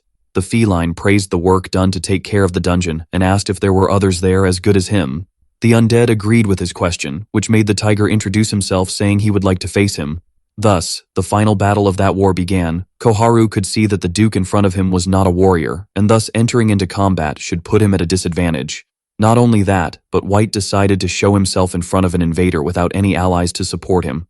This reflection made the undead challenge the feline to read his mind now, as it could be his best opportunity to kill him. The fact that White discovered Kohaku's special ability so quickly intrigued him even more. Thus, they decided to battle using all the power they had available. The first thing the undead did was use mounted weapons to shoot non-stop. These attacks were not a problem, as the tiger's fur could not be easily penetrated. The bigger problem now was the constant flamethrower that destroyed that acid slime. If the fire engulfed the feline, then his body would end up suffering a fatal wound. It was then that suddenly a sniper shot hit Kohaku's body squarely. The tiger had anticipated something like this to some extent, but it was thanks to being in a vulnerable position that he was able to recognize the position of his opponents. Meanwhile, the trap in the form of a detonator that didn't even need to be stepped on to function was activated. This plan was created by White, aware that his opponent was too fast, so they had to adapt to a different style that would give them an advantage. The subordinates watching the battle are surprised by how much the undead was managing to handle things on his own. But earlier, when he suggested facing Kohaku by himself, everyone was worried. One of the demons even suggested that the commander should stay near the crystal room, and they could ask for help from those on the third floor and also from Stolas. But White refused the proposal because that demon queen was an important friend of Proselk, and they couldn't put her at risk. Besides, the Duke did not intend to attack in a mano a mano and would be using himself as bait to buy as much time as possible. To prevent his invasion, the skeleton army was defeated and White would be able to revive them with his power. But the same does not apply to the other demons, so he wanted to keep those precious lives safe for as long as possible. Moreover, the Duke could not allow any of them to die. His determination made him refuse any support, and he ordered everyone else to withdraw to ask for Stolas's cooperation in case the worst happened. Although the current battlefield seems one-sided, if the tiger lands any attack on White, it would be his end. However, there was still a great trap prepared for him that would be activated at the right moment. Just when they were confident that they could withstand the situation, suddenly Kohaku uses his roaring ability. It was a shock that he still had the strength to use it. As a result, the undead was paralyzed for a second, and it was at that instant that the feline charged for the attack. At the same time, he was able to read White's mind for the first time. Kohaku assumed that regardless of which traps might still be activated, it would be impossible to detonate them in this situation. On the other hand, the undead claims that it was a wrong decision on his part. Before the tiger could do anything, his entire body was hit by a powerful shock that made him stop attacking. And then, White finished him off using his flamethrower. There were other demons and lords who might have their minds connected, but the undead Duke was different. This is because White was able to link his consciousness to all his skeletons at once. The shock that filled Kohaku's body was the pressure of having 100 thoughts flowing at once. Seizing the opportunity, the other subordinates aimed their weapons at the feline to corner him. This could be considered the defeat of the invader. It probably would have been different if the Metal Demon King hadn't made him awaken his trump card with something so trivial. The tiger considers that it might be time to accept his end. At the same time, the fact that he would perish there without achieving anything makes him question if it was really the best thing to do. If he was exhausted from using magical power, he just had to gather everything he had left. Thus, he could concentrate everything within himself into a great exclusive power. In this way, this force would not take the form of a blade, but something even sharper and thinner like a needle. Suddenly, Kohaku disappears from where he was, and everyone freezes in surprise. This was the activation of the Tiger God's power, the Thunder Needle. His final attack hit the undead Duke squarely, startling everyone around. Although the feline recognized the strength of his opponent, it would not be a reason to accept defeat. Surprised, White realizes that his life would come to an end, and in the end, the promise he made to his master would not be fulfilled. It was then that suddenly an attack came from the skies, and the tiger barely dodged. At that moment, the undead notices that his efforts were not in vain. He had managed to buy enough time for Proselk and the others to return. Seeing White's state frightens the protagonist, who orders his contracted demons to take care of Kohaku.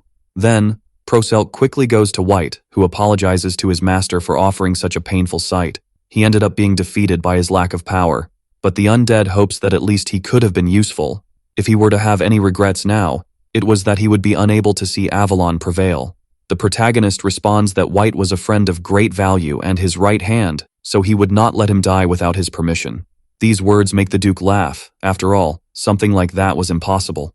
The orb that binds White's soul broke, and his body was unable to resist with such an injury.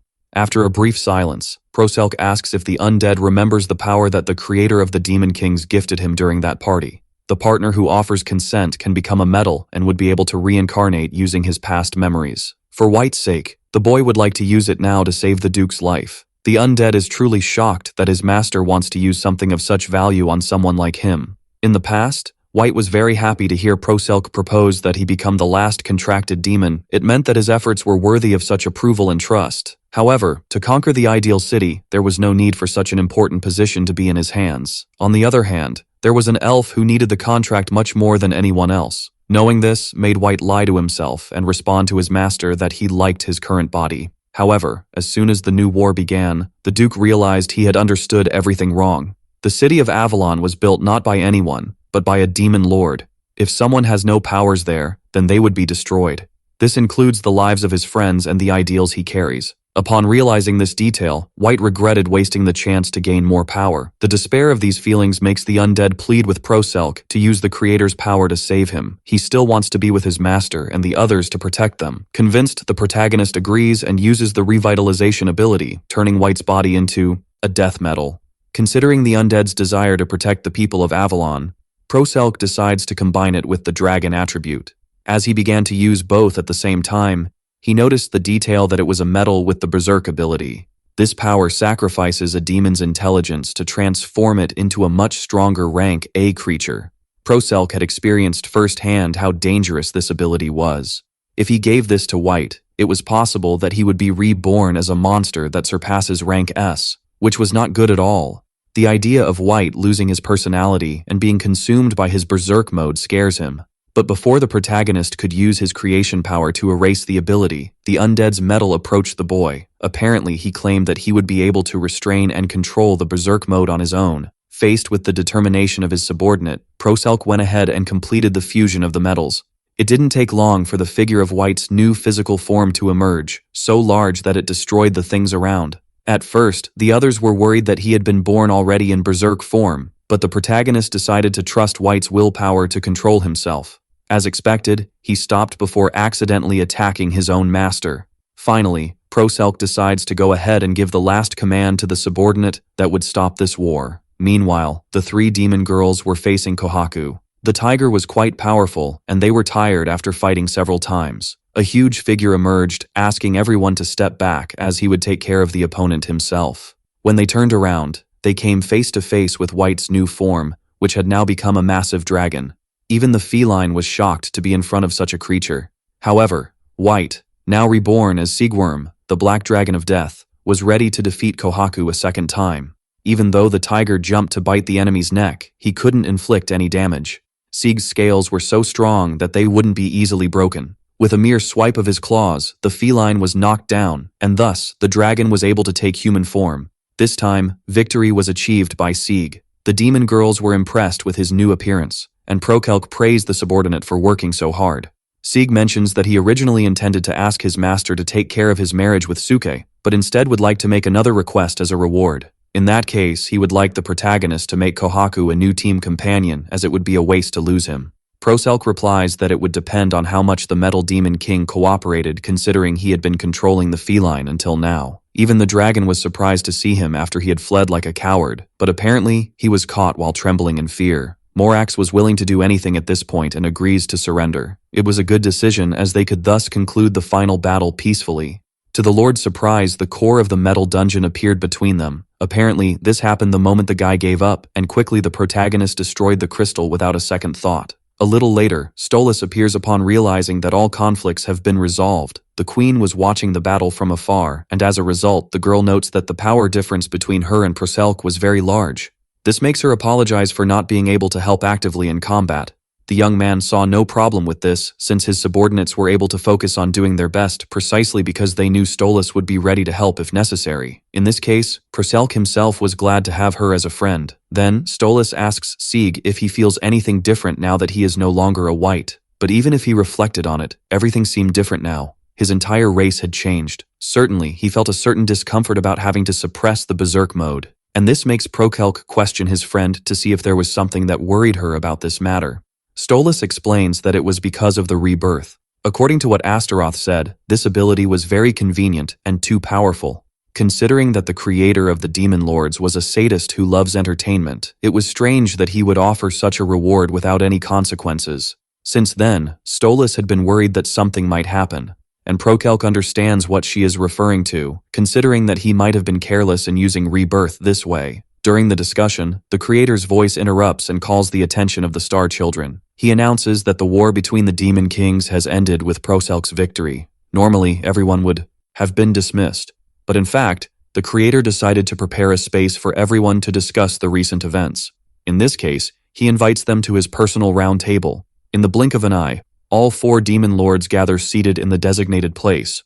Ranaway was the first to notice that Morax was not among them, and the creator explains that the evil lord has died. His crystal was handed into Proselk's hands and as a result caused his end. Suddenly, the voice takes on a physical form of an old man who suggests that everyone deepen the relationships of those present at the table. Seeing their surprise, the old man agrees to be the one known as the sadistic and malicious creator. Perhaps this form was generic and strange, but there were several others he could take to get closer to the mental image they had of him. The existence of the creator itself was above any demon king, and none of them there were capable of opposing his will. The old man is pleased to see that Proselk was smart enough to understand his own place. It shouldn't even be a shock that the guy could even read minds. Seizing the opportunity, since the protagonist offered entertainment to the old man, he decides that he would guarantee an additional reward to what he would originally receive. In this case, Proselk could ask a single question. The protagonist reflects on it and feels that there are many things he is curious about. This includes everything from the rebirth having consequences to the reason why the demon lords are called star children. He also wanted to know what their true role was and if there was a way to escape the 300-year time limit. Still, the first thing the young man asked was about his own identity. After all, since Proselk was born, he had knowledge of technologies and items that do not even exist in this world. Would it be correct to assume that he was a reincarnated person if he could recover memories from a past life? However, the protagonist was worried that he would become another person by doing so. To the young man's shock, the old man replies that Proselk does not have a past life and has always been himself. The idea he had about his own identity was wrong from the beginning. The personalities and knowledge were selected memories from the stars that take form, which also includes information about technology and other materials. Above all, the lords were children of the stars. While the others perform an indirect role, Proselk has a more direct role. Being the case, the creator was curious to know what else the young man was capable of doing. In the end, the old man imposed penalties for the unjust conduct used during the war. Those who borrowed demons from their parents were reprimanded. This action would be taken into account in future battles to prevent it from happening again. Zagan, who lost the dungeon crystal, would be under the protection of the demon lord's palace. Runaway surprisingly decided to abandon his position and live on his own. Since then, this has been a tumultuous period that should have come to an end. As Proselk and Stolas make their way back to the mansion, they end up smelling something good coming from the hall. Quina soon explained that they had finished the preparations to celebrate the victory. They had even made Proselk's favorite dish, and now everyone would have the chance to relax. In parallel, in a fortress of a certain demon king, Kohaku's former master reflects on the end of the most recent war. He was unable to see the results of the battle after the evil demon king's crystal was destroyed. On the other hand, he learned about Proselk's actions, and they surprised him. The young man led S-rank demons wielding weapons never seen before, not only defeating archdemons but also gargoyles. Even Kohaku, a demon who instilled fear in other lords, was brought down. Moreover, they even made him join the team, which would strengthen them even further from then on. The Lord of Creation became the most infamous of all. Regardless of whether to destroy or use him, it was a fact that they could no longer ignore him. To begin with, the Demon King reflects that he might start by irritating him a little. In parallel, Proselk was working on creating more metals, although they are difficult to use. A few days passed since the war, and gradually they returned to peace. The young man does not think another rookie lord would want to challenge him so soon, and considering the laws that prevent veterans from attacking them within 9 months, none of them would bother him. In the meantime, he worked on obtaining new metals and had in his possession the ones of time and water. Although he still did not have a clear vision of what he wanted, perhaps preparing another one of creation would be a good idea. Suddenly someone bursts into the room shouting to call him. It was Quina and Rorono who came to bring a cold drink and remind him to rest. Seeing them cheers the protagonist because he heard that both had been working hard in recent days. After the war, the 3 contracted demons each received a ring as a reward. It was the young man's way of showing gratitude, but it was also an item that reflects their position among the other subordinates. Proselk was happy to see them so joyful and decided to step out of the office for some fresh air. On the way to the Apple Tree Hill, they encountered the white tiger who worked as a guardian. However, the protagonist did not know that this had become his new job and was surprised to see him there. Aura explains that he was able to suppress his killing intent thanks to the contract, but the apple trees were still always full of thieves appearing. Therefore, Kohaku was responsible for watching over them, which allowed him to relax under the sun and eat fresh fruits to recover from the old battle. From a security standpoint, the feline was probably the most suitable to ward off people with bad intentions. On the other hand, what startled Proselk again was discovering that the apple tree was glowing. Once again, the elf explains the situation as it was something that had happened since she became a contracted demon. The trees blessed with her power began to gain this glow. As a result, the recovery effects became stronger than ever. Despite this, Proselk had no desire to eat such a fruit. Changing the subject, The White Tiger mentions Sieg and suggests not to place too much trust in his powers. While in Dragon Man form, he would always expend a lot of energy to contain his Berserk mode. Upon becoming a full dragon, he would maintain that effort continuously until losing his sanity. Kohaku admires him for being an extraordinary demon, but it was necessary to take good care of him. The protagonist thanks him for the warning and promises he would do so. There was still much they did not know about Berserk and Rebirth, so perhaps it would be appropriate to seek more information about it. To start, the young man went to a tavern to eat after feeling hungry. In that city, there were two places created by humans. One of them was popular among adventurers for its low prices, and the other sold good quality food using materials gathered nearby. While enjoying his meal, suddenly that merchant from Kanana's company appeared. The man heard that the protagonist decided to become a regular customer of that tavern and wanted to see him. In fact, he was the one who created it, and it was an honor to have him there. On the other hand, Proselk felt he would love to leave right now with how much he detested this guy. Moreover, he had seen the merchant's written request on the board regarding creating a betting space. He understood that the idea was to make the city livelier, but the man was going too far. At the same time, the seller retorts that they were business partners, and his previous suggestion to bring a brothel received several approvals from the visitors. Although it was true, Proselk did not want to fully agree. In the meantime, during the time they had not seen each other, the man noticed how much the expression on the young man's face had changed. After all, it was not possible to underestimate the sharp gaze of a merchant, and Proselk agrees that many things have happened since the last war. To start with, he began to share information with Strauss. Apparently, she managed her own dungeon and sent several clones of her demons to work while focusing on strengthening her own magic. Meanwhile, Proselk was focused on working in Avalon to make it a city that strengthens through the happiness of its residents. However, the main clients visiting were adventurers who followed to the time dungeon. Yet, there was a possibility that when the end of Dantalion arrives, Avalon could become deserted. That's why the protagonist had no choice but to create a substitute dungeon for the Lord of Time. Although Avalon's focus was on coexistence among races, they relied too much on Dantalion to the point of creating this situation.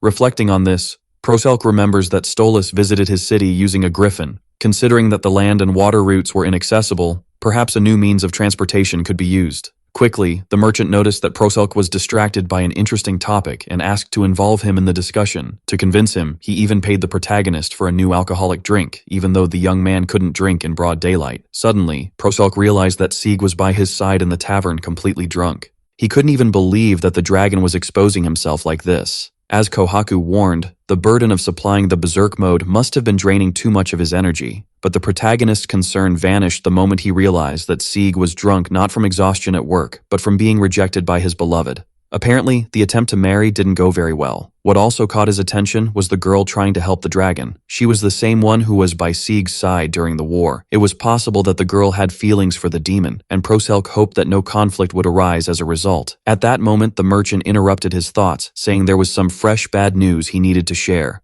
Apparently, Avalon was being targeted by someone. A neighboring city, considered the largest and most barbaric, had the desire to destroy them. Therefore, the seller advised the protagonist to be careful. It was shocking that Anicap, known for being commercial and crowded, could actually have such hostile intentions. Once, Proselk visited it to gain inspiration, and it was thanks to her that they could create a new place to call home.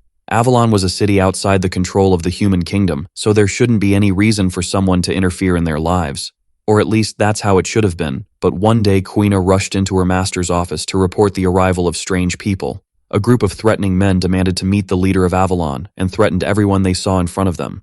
Proselk went to meet them as soon as possible and took them to his mansion to prevent them from causing trouble for innocents. In the meeting room, the men took advantage of the opportunity to eat and drink freely. Sieg went to check with his master the terms offered by these visitors, but it was simply absurd.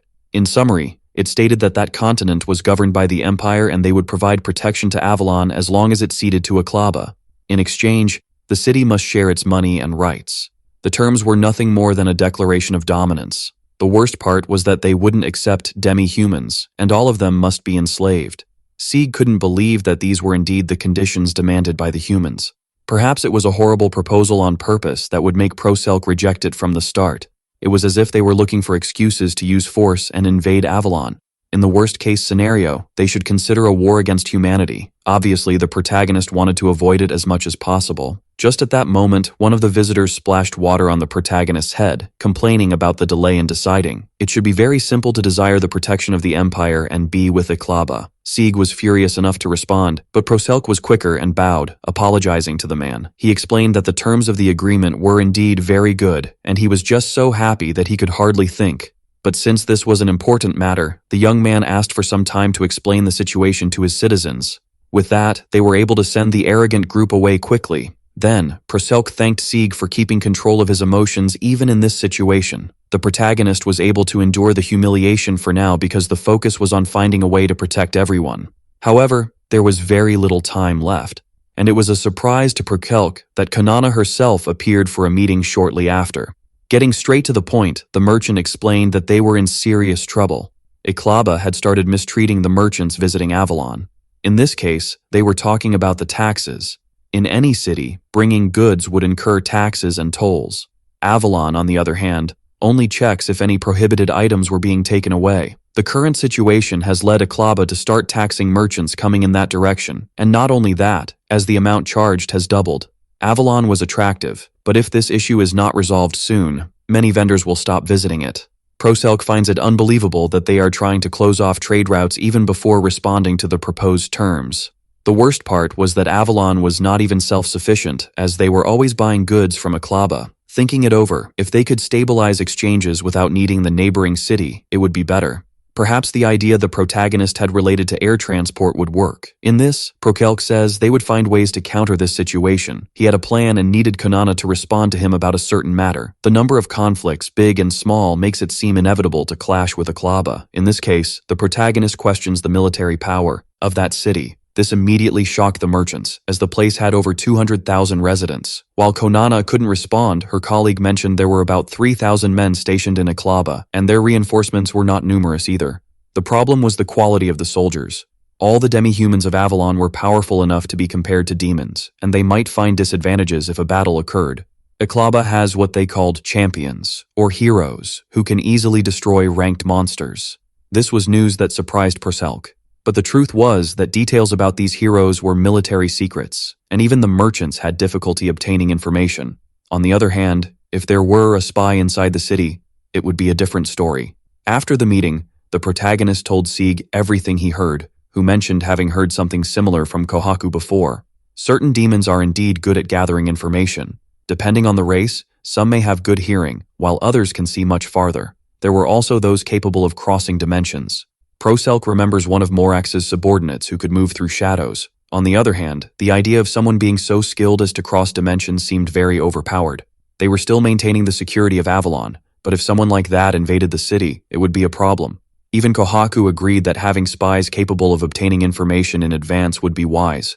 Otherwise, if another demon king were to stand in their way again in the future, all of Proselk's information and knowledge could be revealed. Therefore, the idea was to create a new demon capable of infiltrating and, if possible, having the ability to walk between dimensions. It would also be interesting to have someone capable of using an attribute as a means of transport. Looking out the window, the protagonist sees that it is raining and considers that water would be suitable. After all, water is everywhere, and conveniently he has the metal of this element in hand. Using it with the human race, they would gain intelligence and communication ability for infiltrations. The third metal used would be that of music. This is because sound and water are quite compatible. Finally, Proselk uses the power of creation to give birth to a new demon, known as Relie Diva. Her job was to use intelligence to gain information from enemies and prevent others from obtaining details about themselves as well. To start, Proselk needs Diva to discover more about Aklaba in military and economic matters. Immediately, the girl agrees with a smile. Besides, she had nothing to do now that her great old master was asleep. Sieg notes that they have once again brought to life a unique being, and it would be better to avoid causing problems for her old master. As soon as Diva sees that it is raining, she decides to lend a bit of magic to create subordinates. They were water-made creatures, ocean singers of rank B. Immediately, they are sent in the direction of Aklaba, using the rain as a means of transport. It didn't take long for Diva to discover that the neighboring city was preparing for war. As expected, the terms offered were deliberately bad. However, Proselk wonders if the enemy's intention was to annihilate them, or if there was another hidden agenda. He asks if there is a way to know the strength of Eklaba's soldiers, and all indications suggest they are nothing special. Diva discovers there is a location that her mermaids cannot invade due to being protected by a barrier. There is certainly something important hidden there. In this, the protagonist asks her to give him the coordinates of this place, as he would think of ways to resolve this later. Now that they have solved the problem of lack of information, it was time to talk to the merchants. When gathering them, Prokelk thanked them for coming and explained that he would like to discuss the issues imposed by Aklaba. The idea was to propose a reason for everyone to stay in his city instead of the neighboring one. The justification for the vendors' stay would be the sky. They are quite lucky to become the first in the world to control the skies. People are confused about what exactly Proselk meant by that, until a figure appears atop a griffin and everyone is startled thinking they are demons. But upon closer inspection, they realize it is Konana and his partner, two famous figures in the economy. Konana explains that Avalon intended to train the griffins to replace horses, and Prokelk offered the chance to test the mode of transport first. To prove its effectiveness, they managed to bring meat from a village that would take 4 days by horse in much less time. Although it is unknown how much money they can save by no longer needing to travel with carriages, this new discovery was a contemporary miracle. Two of the merchants become interested, but at the same time worried about needing to ride griffins that were nothing more than demons. Konana himself admits that although they are trained, the risk is quite high. It was for this reason that he prepared insurance in advance. In cases of damage caused by the creatures, the company would cover a percentage of the damage. Even Proselk was shocked by the number of merchants who ended up deciding to accept Avalon's proposal after that. It was what should be expected for receiving the support of such a large company. Without it, it was possible that very few would be interested. Besides, Proselk worked to train the griffins precisely for this moment. This means that from this day on, they can opt for the aerial route, and thus Avalon could accommodate materials from all over the world. Therefore, the city did not intend to yield to Aklaba's demands. That was the response the young man gave to the two traders who came from the neighboring city. The protagonist does not mind having to pay fees for refusing the Empire's protection if necessary. Everything that was demanded from Avalon, especially the enslavement of demi-humans, are things that Proselk would never accept. Furious, one of the men charged at him, but before he could hit him, a punch from another person struck him first. It was Rorono arriving with his new golem called the Knight of Avalon. The normals were not really useful during the last war, so the elf decided to recreate them with a new material to make them perfect soldiers. Then, the protagonist tells the traders that he already knew Aklaba was preparing for war, and it was obvious they were only eyeing the money Avalon could make. But if it was war they wanted, then they would accept the challenge. Proselk asserts that he would protect his city at all costs. After the conversation came to an end, it also became his responsibility to alert the people about the events of the coming days. He explains how the Empire demanded subordination and not equality, so yielding to the demands would make everyone there suffer. With this in mind, Proselk decided to fight to protect the freedom of the people. He would never allow anyone to be harmed and would not ask anyone to fight by his side. That said, the only thing the young man wanted from the people was their support.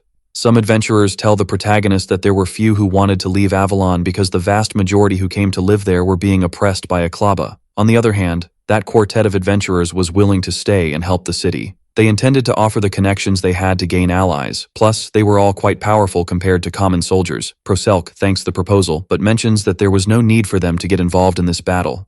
Instead, he would be happy if they could protect Avalon during the war and ensure that no civilian gets hurt.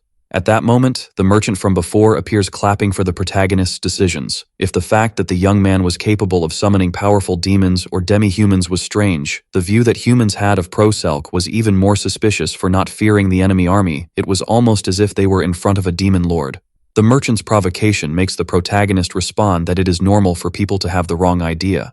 Then, the man recounts how long ago, before being a seller, he was an adventurer in charge of taking care of the luggage. In his adventures, he encountered various demon kings, whether those who watched and waited inside castles or towers, or those who actively sought to fight humans or avoided conflicts. There were also those who blended among humanity and manipulated them. Proselk is startled by the type of accusation he is hearing, and the merchant continues speaking, reminding him of the day he visited the city for the first time alongside Konana. Since that day, he had been wondering if the protagonist was that kind of demon lord. If he were, then he would certainly use his powers to manipulate the company and gain benefits. However, since that day they negotiated fairly, that suspicion disappeared. But if the boy was not a demon lord, the reason for being with such strong demi-humans was still a mystery. On the other hand, the man knew that Proselk's and Rorono's determination was real enough to offer such a valuable gift to maintain peace. Whether the protagonist was a king or a human no longer mattered. After all, the merchant saw with his own eyes how he was doing his utmost for his people. As a business partner, the boy had his respect and therefore offered to help even more if needed. These words brought joy to the protagonist, who thanked him for the support and asked only for everyone to await his return with a victory celebration. Time passed, and finally, the day of the great battle arrived. The field was still unprepared as the third floor of the dungeon was just an empty field. On the other hand, at least Avalon must be safe in the meantime. When a man on horseback approached, Protelk realized that Aklaba wanted to offer a final chance for surrender, but Kohaku did not intend to let his master walk alone there. Instead, he offered his back to carry him in a more imposing and swift manner. As soon as the horse saw the tiger approaching, it immediately abandoned the soldier and ran away. Alone, the man explained that he only wanted to clarify that the war would end when one side surrendered. Finally, back with their respective groups, the trumpet sounded, marking the beginning of the war. Diva would be responsible for relaying information about the adversaries to the allies. The ocean mermaids managed to cross the field to leave some eavesdropping done with the power of creation to the important figures. As a result, they discovered that something was being prepared inside that barrier they could not enter before. The complicated part was that they still did not know who was the mind behind this battle. At that moment, Proselk remembered the merchant's words calling him a demon lord infiltrated among humans.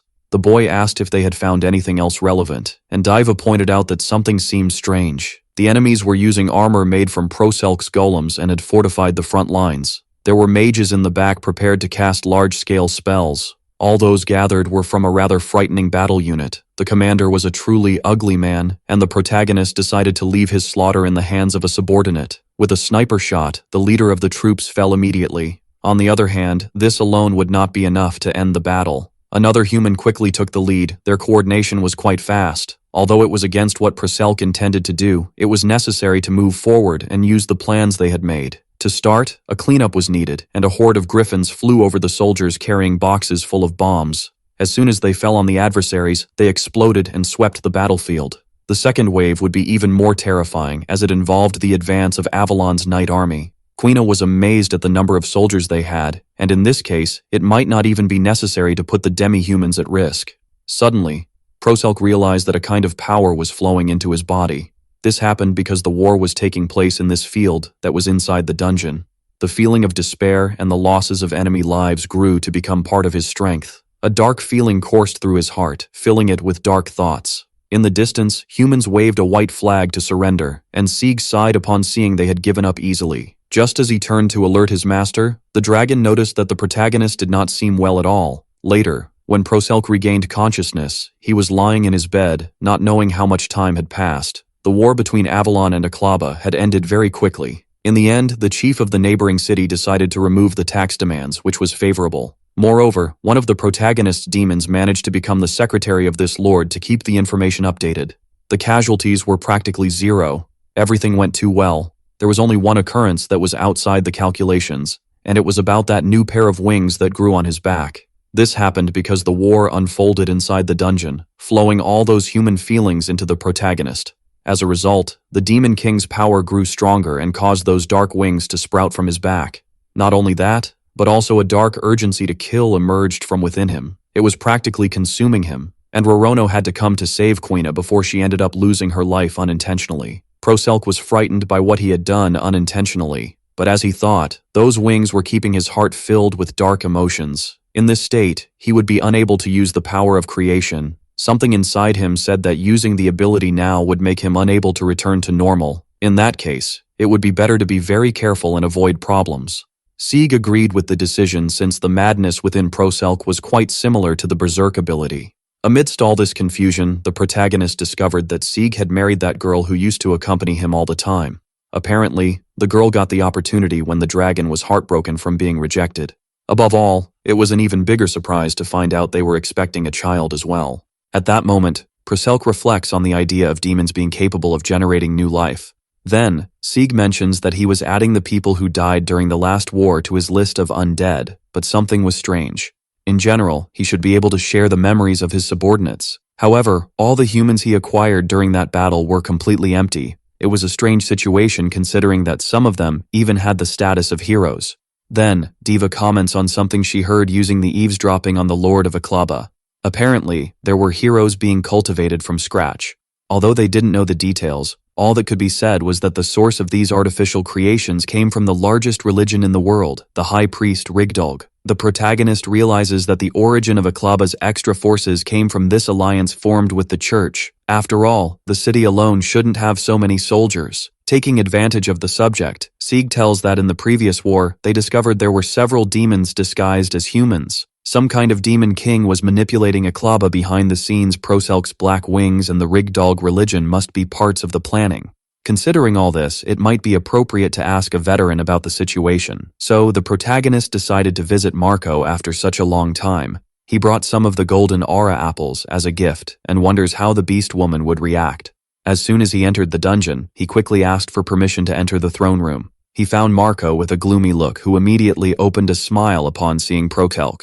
At that moment, the woman rushed to greet him, happy to see how much the boy had grown. On the other hand, the protagonist almost became worried to have seen her irritated right when he arrived. Marco responds that it was the fault of the guy she met a little while before, but he didn't have to worry about that now. She asks the reason for the visit, aware that it can't be just a coincidence. Then, the boy explains about having gained dark wings and questions if the veteran knew anything about it. Immediately, Marco agrees since it was a awakening. This was a forbidden power that awakens the true forces of a demon lord. There were few who were capable of acquiring this state, so seeing the protagonist achieve something like that made her proud. However, it would be better not to use this power because it could significantly shorten the user's lifespan. Proselk was already planning to set this ability aside unless it was absolutely necessary. However, the topic of lifespan reminded him of something important. Marco would disappear in 6 months. Even while they talked, every second counted towards the arrival of her end. That proud smile would eventually never be seen again. Proselk asks the veteran if she wouldn't like to live with him after she died. With the rebirth power he once used with Sieg, he would certainly be able to do the same with Marco. The thought slipped from his mouth without even considering the idea twice for how much he wished not to lose her. However, the look Marco gave the boy was filled with irritation.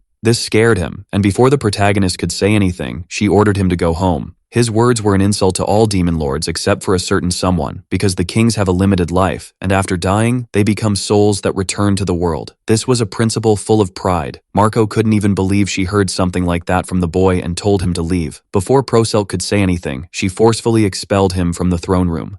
She sighed because she didn't want to hear such childish things from him, but after all this, she was determined.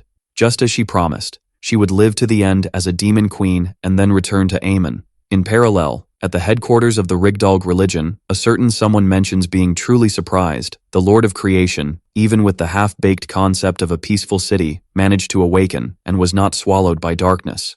This was a good opportunity to start the final test and see how worthy the boy was. To begin with, they should get rid of the problem caused by the veterans. A shadowy figure laughs at the words of the Lord of Rigdolg, also known as the Demon King of Shadows, Baram. Since Proselk returned home, he was completely downcast, imagining that Marco hates him. The demons were worried to see him so depressed. Sieg comments that everyone makes mistakes and perhaps the best thing to do is to apologize. However, the young man could no longer use the teleportation system of the beast woman. It was possible that she no longer wanted to see him. Then, Diva decides that they should all go out for drinks and forget the bad things. The whole group went to the nearest tavern and even ran into that merchant. However, the man was faced with a rather chaotic scene of everyone being quite drunk. Diva asks him how business is going and if there are any interesting rumors, to which the merchant mentions there are countless creatures surrounding Marco's castle, preparing to attack. At that moment, Proselk stands up worried and questions what that means. The seller is startled and replies that he also wants to understand what is happening. After all, there were no adventurers capable of approaching the area due to the high demand. However, they managed to capture a demon they thought was trying to escape the palace. It was a demi-human, and if Proselk spoke with her, they might be able to extract relevant information to know what was happening. Later, the protagonist went to meet the girl who was a succubus and asked about the events in Marco's dungeon. The demi-human explains that the queen was attacked by a faction she was allied with. Normally, if a demon lord is invaded, others would come to help her, but this time there wasn't even time to ask for assistance. It was completely unexpected, and there must certainly be someone manipulating everything behind the scenes. But even the succubus couldn't say who might be doing this. Proselk knows it shouldn't be a new war because in such situations, they were sent to the White Room and received the creator's attention. This time, the merchant witnessed the events, and therefore, it could only mean it was an invasion by betrayal. The protagonist responds that he understands the situation and is determined to go to Marco to help her. However, the demon replies that her mistress does not wish for that. Again, Proselk worries that perhaps the veteran is trying to cut all the ties they had. However, the succubus explains that Marco was protecting the young man from the older kings. The veterans cannot touch the newcomers unless they are attacked first. If Proselk goes to help her, then the other lords would take the chance to turn their claws back in his direction. These were the words of Marco herself, who wanted to protect the protagonist for the sake of his future and the city she created. The succubus managed to escape just to stop him now before he does something reckless. It was at that moment that the protagonist understood that the reason she locked the teleportation means was to avoid putting him in danger. Thus, it only encouraged him even more to want to help his veteran, and he decides to ask the demons on the team for help. After all, no child could bear to see their parents getting hurt. On the other hand, now that Proselk had left Marco's house, it was like an adult capable of doing whatever he wanted. Besides, if it was to leave her alone now, he would rather die in her place. Seeing him make up his mind, the whole team prepares to go to the battlefield. That said, they also knew that the old lords would become dangerous opponents and could not be avoided. On the other hand, there were Astaroth and Dantalion, respectively the kings of the dragon and time. Alongside Marco, these three were known as the oldest pillars. Since the protagonist knew they were on good terms, he decides to send a letter to those two asking for help. Later, the young man went to visit Stolas's dungeon as well, surprised to see that the construction was all white. Moreover, there was a huge crowd of people outside. Then a man appeared in the service of the demon queen to take him into the dungeon. Upon teleporting them to the throne room, they meet Stolas, who greets them with a smile. It was a surprise for her to hear that Prokelk was interested in meeting Astaroth. The protagonist thanks his friend for accepting the sudden request to visit her. Additionally, he notices that the girl is wearing different clothes than usual and compliments her for it. Stolas gets nervous and thanks him, disguising that she didn't dress like this just because she would see him. For now, it would be a good idea to sit down for tea and talk, although it wasn't the calmest time for that. Proselk agrees and explains that he wanted to meet Astaroth as soon as possible, so he hoped the queen had a portal that would take him to him. Considering that this was Stolas's father, they would obviously be connected, and she agreed to help, offering her own portal that would take them to the dragon's dungeon. Taking the opportunity, Proselk asks the queen if she'd created a demon capable of using the transition ability. He was willing to trade 2 copies of medals for a medal that Stolas used in the creation of this subordinate, who uses transition and also for information. Stolas agreed to the negotiation and decided to take the star and shadow attribute medals for himself, as they had good compatibilities with wind. In response, the protagonist received one to manipulate space. It was a good moment for this, as someone had declared war on the girl, and they would be useful in the future. Putting the subject aside, she decides to focus on the problem related to Marco first. The group teleports to the dungeon of the Dragon Demon King, right inside the throne room. Proselk had only encountered him during the party in the past, but his intimidating aura was now quite different from usual. After explaining the situation, Astaroth understands what was happening but still could not do anything. This was because he did not intend to help Marco in his current situation. This revelation shocks the protagonist, who questions the reasons for refusing to lend a hand to an old friend. The dragon agrees that he has known her for quite some time. After all, he, Dantalion, and the Beast Woman were known as the 3 powerful pillars.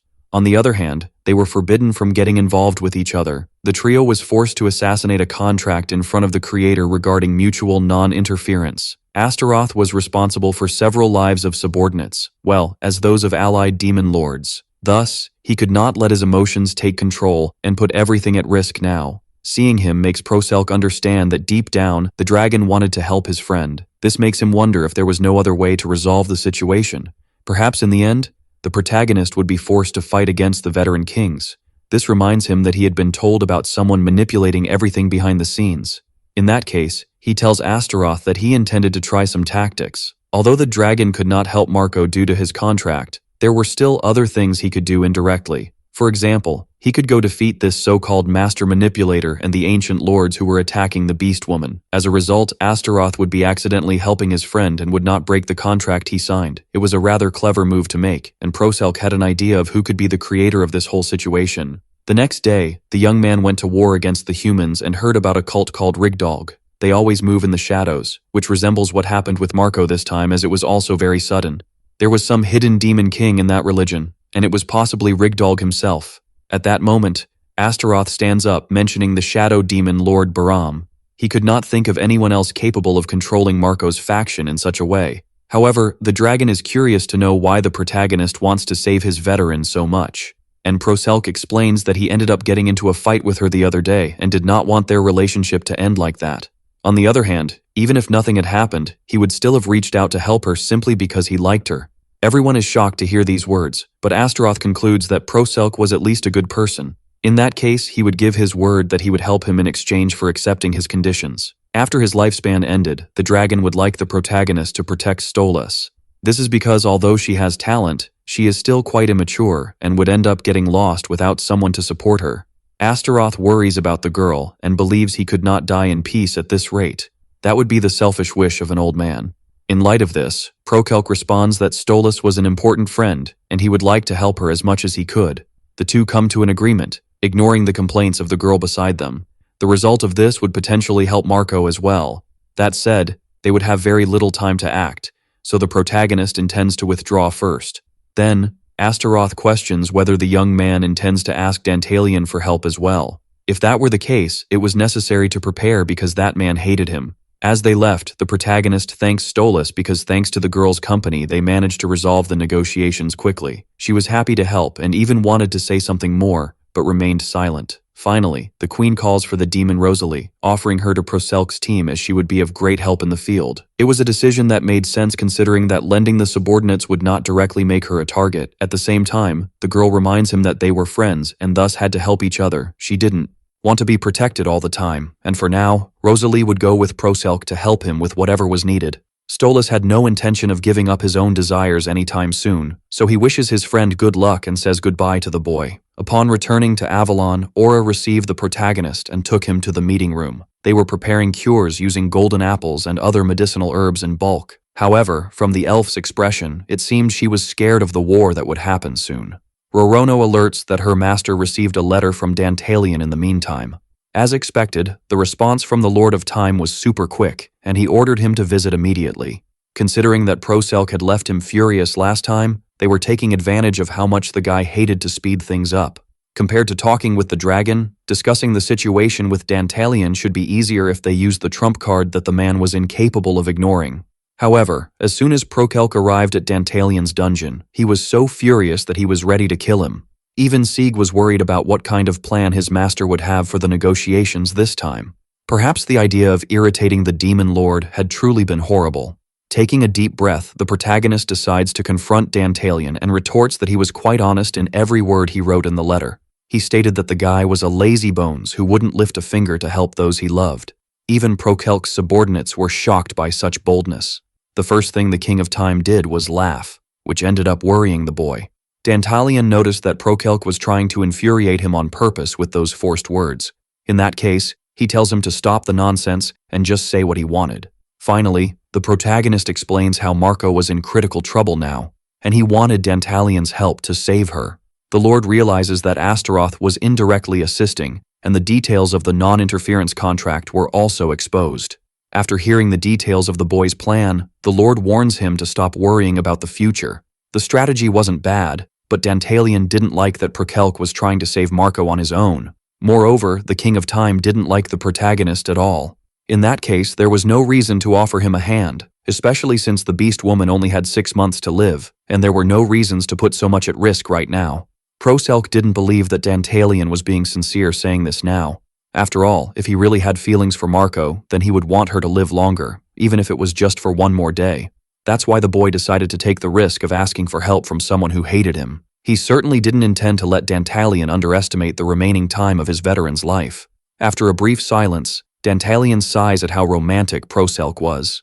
This makes him question whether the boy intended to make him use his own powers to manipulate time to prolong Marco's life, which wasn't the case, and the protagonist retorts that he intended to give her a new life using the rebirth power he received as a gift. This was actually an idea that the Beast Woman herself would refuse if she heard such a suggestion again. Still, the protagonist doesn't want to give up on her. If there was anything he could do to make Marco live longer by their side, then he would do it as much as possible. Faced with this determination, Dantalion comments that if Proselc intended to go that far, there would be no reason to refuse the proposal to help him. In that case, he would offer 2 things that would be useful. The first was a king's medal, as the Lord didn't want to see the boy using strange metals to revive Marco later. The second thing was a demon named Sirius Felsius. As soon as the subordinate approached, Quina came over surprised because that fox had the same scent as her. Dantalion explains that he used the creation metal that Proselc gave last time to create Sirius. She was a demon mixed with the power of time and Marco's beast metal. Thus, she would certainly be someone of great help in the upcoming battles. Then, the protagonist remembers that since the 3-against-1 war that happened last time, the creator prohibited the lending of veteran demons to novices. Dantalion was quite aware that he would be punished for this. However, his determination to save Marco and the proof of how much he loved her was great at this point. That said, he tells Sirius to go out and help her mother. The term left Proselk confused, but it made sense considering that the fox was a creation of both the beast and time metals. This makes the protagonist laugh at the Lord of Time for doing something so romantic. At the same time, the young man considers that Dantalion was an impressive guy for deciding to help the person he loves even before Proselk appeared to ask for help. Even though he hates him a little, he was starting to reconsider that feeling. Finally, the two whom they could ask for help were finally in agreement to provide support. According to the succubus, there wasn't much time left for them to move. In parallel, Bahram was having fun watching Marco's dungeon, which would be destroyed very soon. Moreover, he was quite aware of everything Proselk had been doing so far, and hoped not to be disappointed when they faced each other later. Later, as soon as the protagonist returned to Marco's dungeon, he found dozens of enemies around the building. The old demon lords were already inside the place. They couldn't waste any more time. It was time to engage in combat immediately. To start, they would take control of the air, and Aura used her wind magic for that. The enemies stopped moving, and thus Rorono used her ability to transform into the Valkyrie uniform. Then, she fired several missiles at the airborne opponents, clearing space. Next, the aerial troops composed of griffins carrying boxes flew over the area. Just like in the other war, the creatures dropped bombs and exploded all the monsters in their path. The enemies were confused by the attacks as expected, and then Quina and Sirius rushed into combat. To Quina's surprise, the movements of the opponents became all slow. This happened because of her colleague's time manipulation ability. Not only that, but their bodies became lighter to move in combat. This time, it was Rosalie who provided magical support, alleviating the weight of fatigue from the allies. The monsters were confused by how powerful the enemies were. Just when some tried to flee, Sieg stepped in front to stop them. It would be a problem if they were targeted after entering the palace, so the best thing to do would be to finish them all right now. As the creatures were being killed, he gradually turned them into part of his undead army. Diva observed the battlefield and commented on how hard everyone was working. At the same time, she had a task to do and used her ability to go to the other dimension. In parallel, Bahram received the report of Proselk's arrival and annihilated all those guarding the perimeter of the beast's dungeon. The Lord recognized the protagonist as strong enough to devise a strategy and stop them this way. At the same time, he was also a fool. Having had to face so many opponents at once in Marco's dungeon, Proselk abandoned the defenses of his own dungeon. By provoking the army of a veteran demon king, the rules of the creator of the older ones not being able to wage war against the newer ones were now discarded. Thus, the people of Avalon soon noticed that there was a group of creatures outside the city. The demons announced that they had been watching Proselk since the day of the festival and never thought they would have the chance to invade his land so easily. The first thing they would do was destroy the crystal of the Lord of Creation while there was still time. However, the group was stopped by a person who approached, saying that they never thought they would be used by a child in their entire life. That person was Dantalion himself, who appeared to prevent the invasion of Avalon. At the same time, one of the walls of Bahram's room was destroyed, startling the Demon King. He soon noticed that the one responsible for this was Astaroth, who invaded the palace. In fact, the entire city around the dungeon had turned into a sea of fire. Ignoring the warnings coming from Bahram, the dragon commented that the words he had said some time ago were true. Abandoning defense and focusing on offense was indeed a foolish act. As a result, all 6 veteran lords who tried to pick a fight with Proselk had their dungeons easily targeted. It was a really clever trick on Bahram's part, but he was also an idiot for thinking no one would notice the schemes he created. The great ambitions he had would also be the reason for his downfall. This was because the most powerful demon kings intended to teach him a lesson. Bahram couldn't believe that the sacred city of Rigdalg was on fire. All military power, magic, medicines, and fields for cultivating artificial heroes were destroyed. Seeing the result of his years of work reduced to ashes enraged the Lord of Shadows. He would never forgive Astaroth for what he did. On the other hand, the dragon pointed out that some of the surviving followers still had hopes in Bahram to save them. Seeing him so desperate made Astaroth laugh, as he couldn't care less about receiving forgiveness from someone so horrible. Next, he sends one of his subordinates to launch another flame attack against Bahram's palace. When provoked more than once, the Shadow King becomes enraged that someone would try to destroy his dream, when Astaroth was merely another cog used by the creator. He questions him if he knew that they had been slaves to humans since birth. The star children made by the Creator are prepared solely to strengthen humanity. Although they are born with great powers, enduring such humiliation was something Bahram could not do. On the other hand, Astaroth did not think too much about it, except that if they were talking about destiny, everything depended on how they chose to live for themselves. These words make the Lord of Shadows fall to his knees, apologizing upon realizing that even the Dragon King knew this all along. Both hated to see demons hurt and die alone. They also wanted to live in harmony with humans, but ended up being betrayed along the way. Bahram tried to do what he could to free all the lords, and for that, the sacred city was necessary. Although he was trying to justify himself, Astaroth states that it was all a contradiction. First, he said he didn't want to hurt demons, but then he used any means necessary to confront Pro-Selk. Regardless of race, there were fools everywhere who died by their own decisions. Moreover, no one asked Bahram to do all this for the demon lords. This selfishness disguised as altruism infuriates the Dragon King. Bahram does not believe that someone as old as he is can understand his ideals. And Astaroth agrees, for all that matters is that someone hurt his friend, and that someone would die for making such a mistake. Again, the dragons launch attacks against the castle of the Lord of Shadows. Amidst the chaos of smoke from the explosion, a voice retorts that Astaroth should not feel so confident about victory. After they kill Marco, the other pillars would be targeted next. It didn't take long for Astaroth to understand that Bahram used the shadows to escape, which means his power was related to the color black. Although he fled, there was no need to search for him because from this point on, the battle was Pro-Selk's responsibility. Meanwhile, Dantalion had also done his part. The Dragon Lord was always amazed to see how much the protagonist was a child capable of moving everyone around him. This kind of thing was somewhat nostalgic, reminding him of when they were all together in the past. In Avalon, the kings trying to invade the city were shocked to see that Dantalion was helping Pro-Selk. The one leading the invasion was Andras, the Lord of Birds. The protagonist's strategy was to mobilize the troops to help Marco. Meanwhile, Astaroth would go after the manipulator responsible for the wars, and Dantalion would protect Avalon. At this pace, they could help the Beast Woman without wanting the non-interference contract imposed by the Creator. Andras laughed at these words, surprised to see someone like Dantalion join a novice. At the same time, facing the army of birds intending to invade the city was too powerful to be taken down alone. The Lord was pleased as he would have the chance to take down a strong veteran and gain even more reputation as a result. However, Andras saw himself being killed by Dantalion in the blink of an eye. Although he was shocked by the scene, it should not have been a surprise that this was the outcome of the battle. After all, the person the army was trying to face was the Lord of Time. Moreover, Dantalion was not alone, and his Knights of Kronos moved to defeat each of the opponents in front of him. Right now, he was able to apply time control to expand the ability to bring and take whatever he wanted between dimensions. Defeating the opposing army took only a few minutes. Originally, Dantalion was not going to help Pro-Selk, and his current attitude was strange even for the subordinates who followed him. Normally, he was someone who hated incompetent youths to the point of discarding his own creation. In this case, everyone was curious to know what made him change his mind.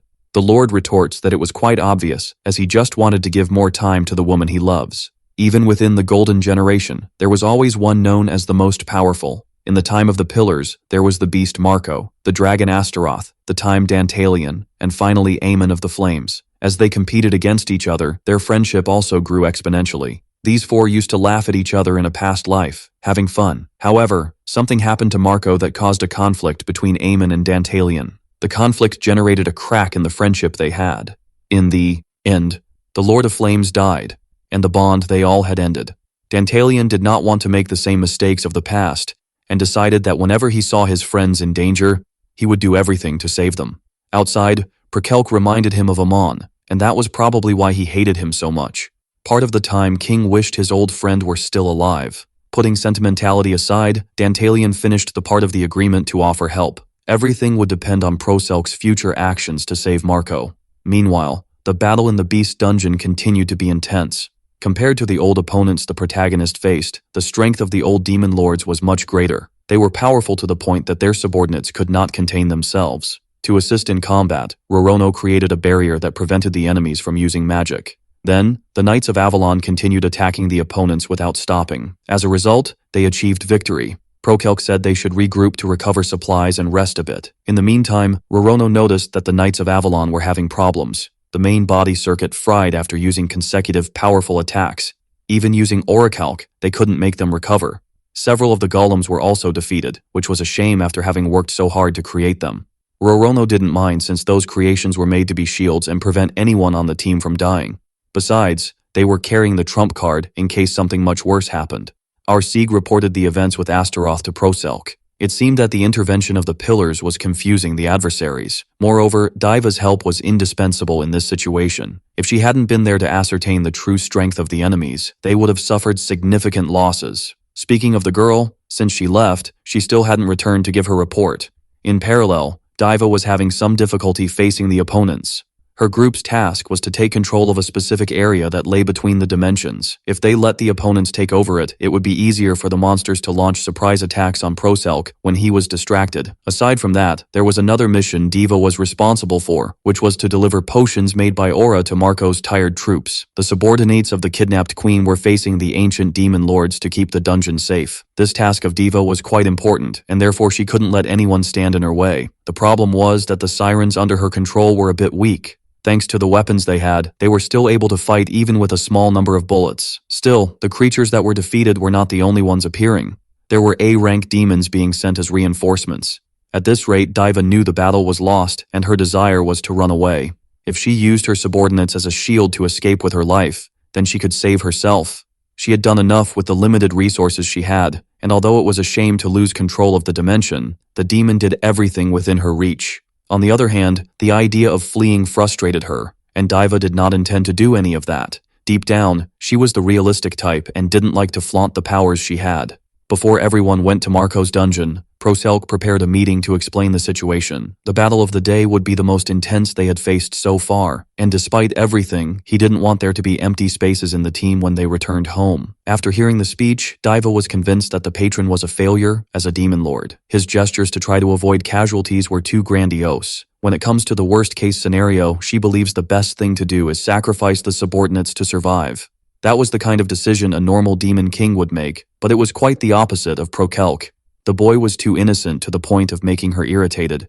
Sieg agreed with the assumption that the protagonist was naive, but deep down, no lord was perfect. In the past, Sieg's boss was so foolish that it caused him problems. This makes Diva feel content to have someone who understood her and even suggests they go to Proselk to give some advice. However, Sieg was fine with the protagonist's current way of being. After all, because he was imperfect, he was capable of seeking perfection. The Lord of Creation offered affection to his subordinates and was far from being the proper way a demon king should act. At the same time, it was because of this attitude that everyone admired him and was willing to strive to help him. Thus, Sieg believed they should be content with the person they had, now as their leader. For despite not being perfect, he was the best possible. Diva replied that this was a kind of boring idealism. However, upon seeing the smile of the old dragon, she couldn't stop thinking that it must be nice to live like that.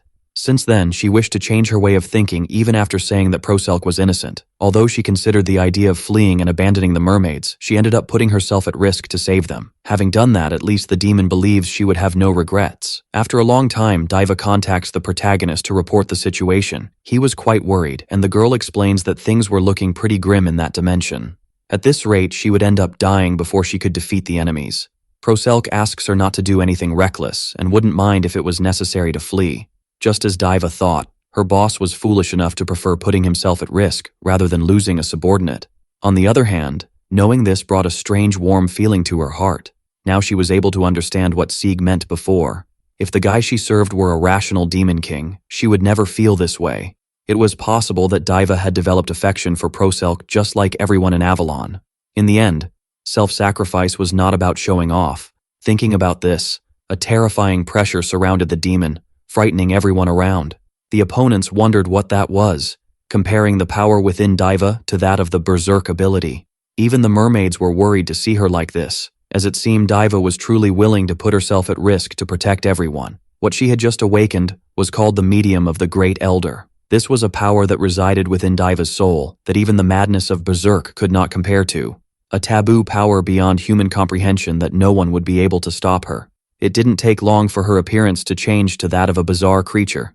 Seeing that the mermaids were scared, Diva assures them that she is fine, as she still has her own consciousness. Although she becomes a bit brusque now, she asks her subordinates to take care of the potions they had to deliver to Marco's demons. She also borrows a weapon to use in battle. The enemies noticed that Diva charged at them and tried to defend themselves in a frightened and hasty manner. However, none of the attacks have any effect on the girl. She lands in the middle of the army of creatures, which should have put her at a disadvantage. However, Diva's purpose was to start the concert of madness using the power of the music of ruin. As the noise distracts the monsters with headaches, the demon takes the opportunity to shoot at them and finish the combat. It was such a shocking scene that even the mermaids froze watching the end of the opponents. The problem with using such power was related to the side effects. If the mark of the Great Elder covered her entire body, then it would be the end of her life. It was likely that Diva could only use the power one more time and couldn't even say if she could remain sane. At that moment, the mermaids call the demon's attention, worried about her well-being. Their reaction makes Diva realize that her effort to save them made her feel good. Suddenly, a beast man appeared behind her, saying he sensed a powerful presence in this other dimension. For a second, the girls believe he is an opponent, but that was not the case. When Diva communicated with Proselk again, she explains that she managed to win the battle and there were no casualties.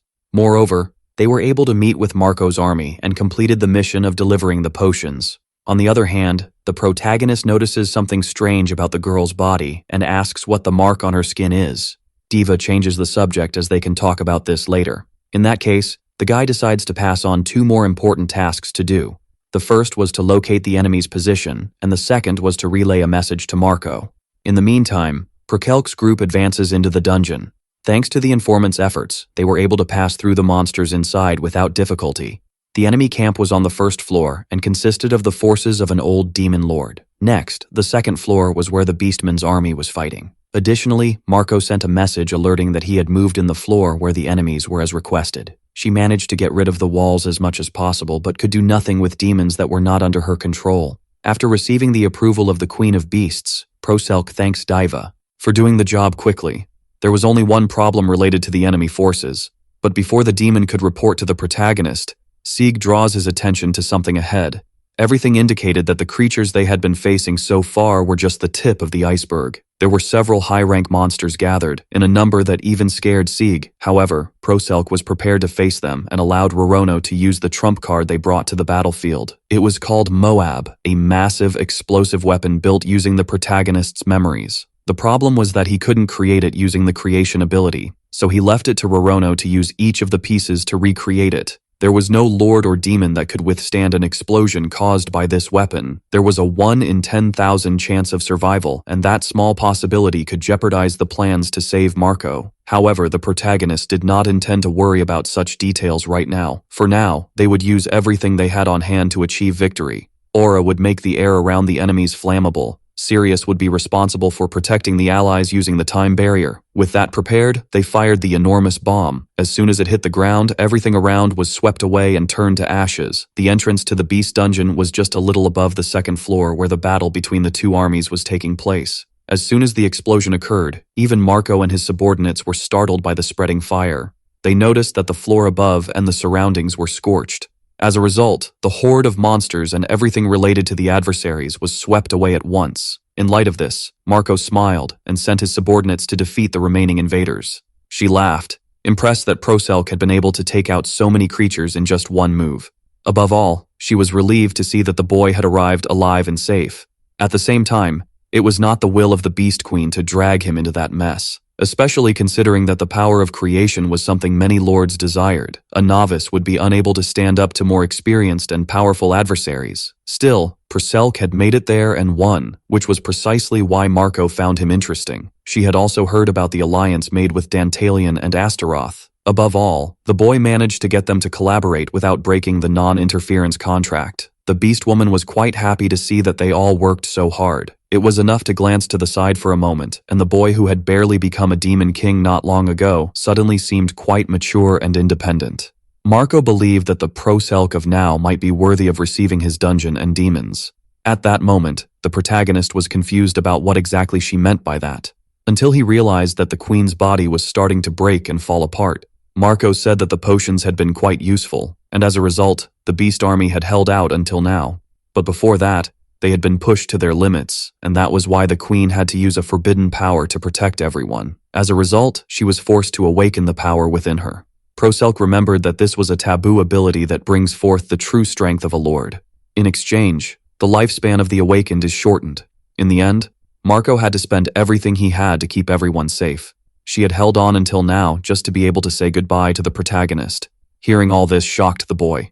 It couldn't be true. Everything they had done to try to save her ultimately amounted to nothing. The preparations were thrown away the moment they took too long.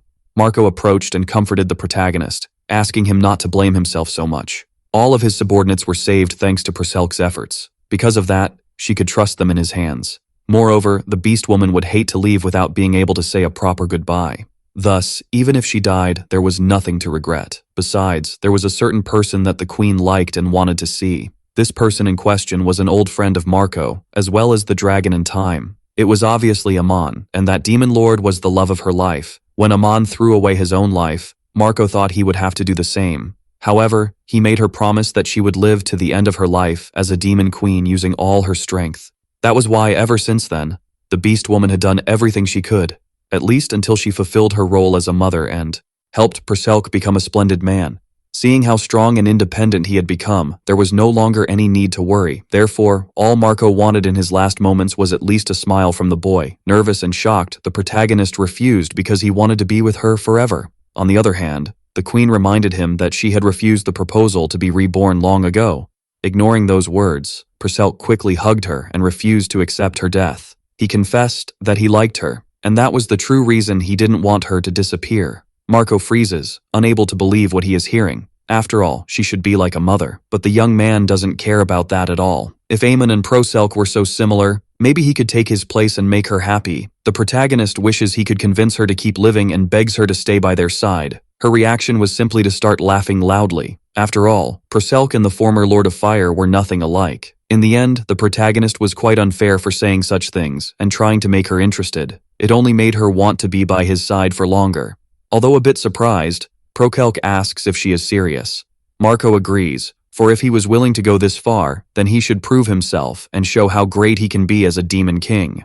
Moreover, he might have the charm of a man necessary to make her forget Amon. If he was going to beg like that, then the queen was willing to try a life alongside Perselk. In light of this, the young man thanks her and finally uses the power of rebirth. With the beast god's medal, along with the king gifted by Dantalion and blending with Marco's light, Perselk used the power of creation to give her a new life. As a result, the woman was able to be reborn with a whole body. She emanated the same energy as when Quina was created, but as far as they could see, nothing had changed in her appearance. Sieg retorts that it was just fine that way. Sometimes it was better if nothing changed. Finally, the two could continue living together. As the intense battle came to an end, Perselk gathered the team and returned to Avalon. In celebration of having completed the mission and achieved victory, a party was prepared. The night brought together all the demons who had become new subordinates and the old ones as well. Along the way, Diva and that beast man who found her in the alternate dimension became friends. Although it was a mess of people, it was all good as long as they were having fun. Thanks to the merchants, news of the banquet that night would spread throughout the world. They also managed to prepare wine using Aura's golden apples. Surely they could savor every drop of the drinks.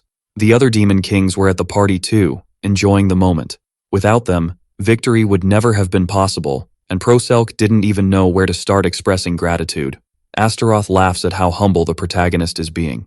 After all, the impressions they had of the young man were not wrong. He even asks Dan what he thinks of the situation, but the Lord of Time didn't want to get involved in the conversation. Astaroth laughs at how shy his friend is, and how he is the only one acting so distant. Putting that aside, Dantalion is curious to know where Marco was. Just then, she appears to greet everyone wearing a beautiful dress. Poor Dantalion nearly goes blind from so much beauty in front of him. The beast woman thanks all her friends for working to save her. That night, everyone could laugh together and celebrate. Although he hears this, Dantalion confesses that the only one who did everything was the protagonist. Thus, he was pleased with how things turned out, and thanks Perselk. His gratitude was so genuine that the young man is shocked. Dantalion recognizes him as an equal, and hopes they can stop treating each other formally from then on. In this, the protagonist gains the freedom to call him by the nickname Dan. Besides that, Astaroth says he heard about the friend being reborn, which was a surprise considering she always said she wanted to be with Amon for a long time. Even Dantalion became interested in knowing the reason for this change of heart. At that moment, the beast woman opens the biggest smile in the world and laughs, wanting to share the reason. Realizing that telling in front of the Lord of Time would be a problem, Perselk tries to stop her, but ignoring the warning, Marco reveals that the protagonist hugged her tightly and confessed his feelings. Revealing this makes Dantalion and Stolas stare intensely at Proselc. After all, the beast woman became so convinced of herself that she didn't want to leave him alone. Even Astaroth comments that his friend Dan was surpassed in the blink of an eye, but Dantalion retorts that none of this was a big deal. His confession was only necessary to make Marco accept the power of rebirth. It wasn't as if he had given up on her because of that. That's why he wasn't even a little furious, but the guy was clearly ready to explode at any second from being so irritated. Setting aside his shouting, Stolas approaches Marco to find out if she accepted the love declaration, and she laughed in response, saying she put it on hold. Although Proselc is a good man, she still raised him like her son. The boy had recently been born as a demon lord and was still a novice. There would still be many encounters and experiences from then on, and if in the future, when the boy matures and still loves her, then he intends to reciprocate those feelings. Finally, Marco teases Stolas, wanting to know if that was enough to relieve her. It was clear that the girl was enjoying Proselc. However, the beast woman knows that the protagonist is still quite young.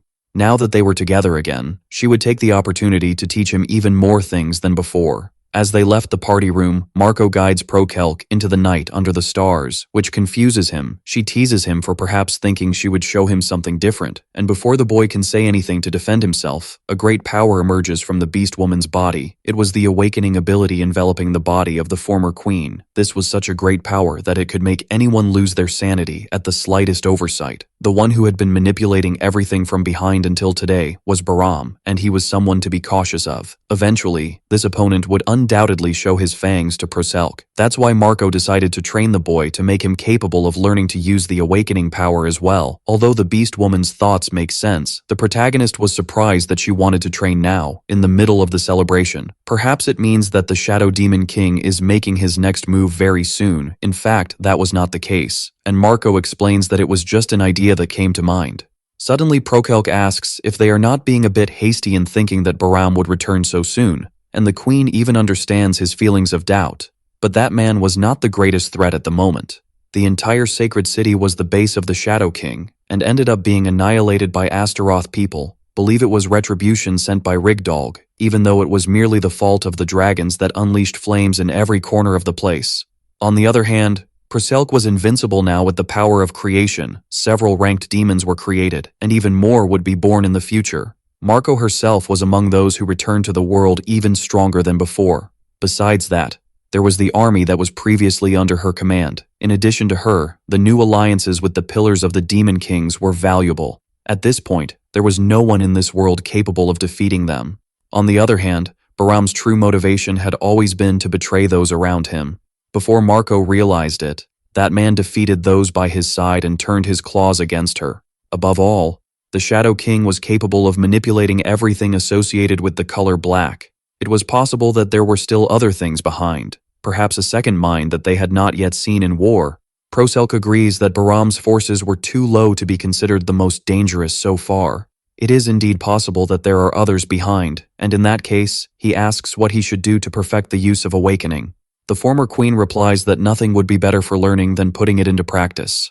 In that case, the protagonist uses the ability and feels himself being consumed by dark and negative feelings. Seeing him in that state makes Marco smile, pleased with the strength emanating from the boy. But it was clear that he was not prepared to withstand the amount of power by allowing himself to be controlled so easily. Having heard this, Proselc tells her to shut up. Possessed by emotions, he believes he is more powerful than anyone. Just as he had almost strangled Quina once, he would do the same to Marco for underestimating him. Instead of being scared, the beast woman mentions that this was what truly lay in his heart.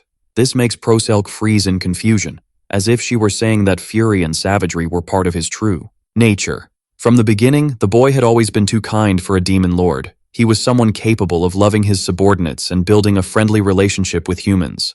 Moreover, he extended his hand even to former enemies. But above all, the problem was that all of this went against his natural instincts, and this decision made him contain the shadows within himself for approval. Considering that the awakening power puts the hidden within a demon lord on display, these instincts were fully exposed. Proselc got everything confused and was now being engulfed by these feelings. Marco says he should admit the truth at once. This way, it would be easier to control the forces emerging from his heart. Knowing oneself was the key now. Ignoring these words, Proselk charges at the beast woman, unwilling to accept his own weakness. Instead of countering the blow, she embraces him and continues to ask him not to reject this reality. After all, even if she is at rock bottom, she would never hate him. Later, Stolas asks the protagonist where he was, as everyone went out to look for him and couldn't find him. Nervous, he replies that he needed to step out to take care of some minor matters. Marco teases him for being so cute at times like this, and Proselk sighs for always having to rely on others in critical moments. On the other hand, it was thanks to her help that he was able to understand himself better and learn the truth of awakening. It was a surprise, but the protagonist discovered that the hidden power within him allows him to wield any ability of other demon lords he had defeated before. It would be quite useful during the upcoming wars that might occur and to develop Avalon in the future. As soon as Quina saw her master with wings, she was startled and worried that she would be attacked like before. However, Proselk quickly calms her down, apologizing for making her remember such a bad memory. On the other hand, it was time to wrap up the party, considering that all the guests were sleeping on the floor from being so drunk. The demon lords decide to leave and say their goodbyes, thanking for the fun party. Only Stolas asked if he could spend the night, and she quickly corrects herself so that the boy doesn't think it was with ulterior motives. After all, the reason for staying would be to discuss the first war he would be participating in the future. During the night, Proselk spent some time telling his friend about his experience in battle. Considering the situation, he found her to be quite cautious. But that only happened because when the two faced each other in the past, the protagonist showed how careless he had been at the time.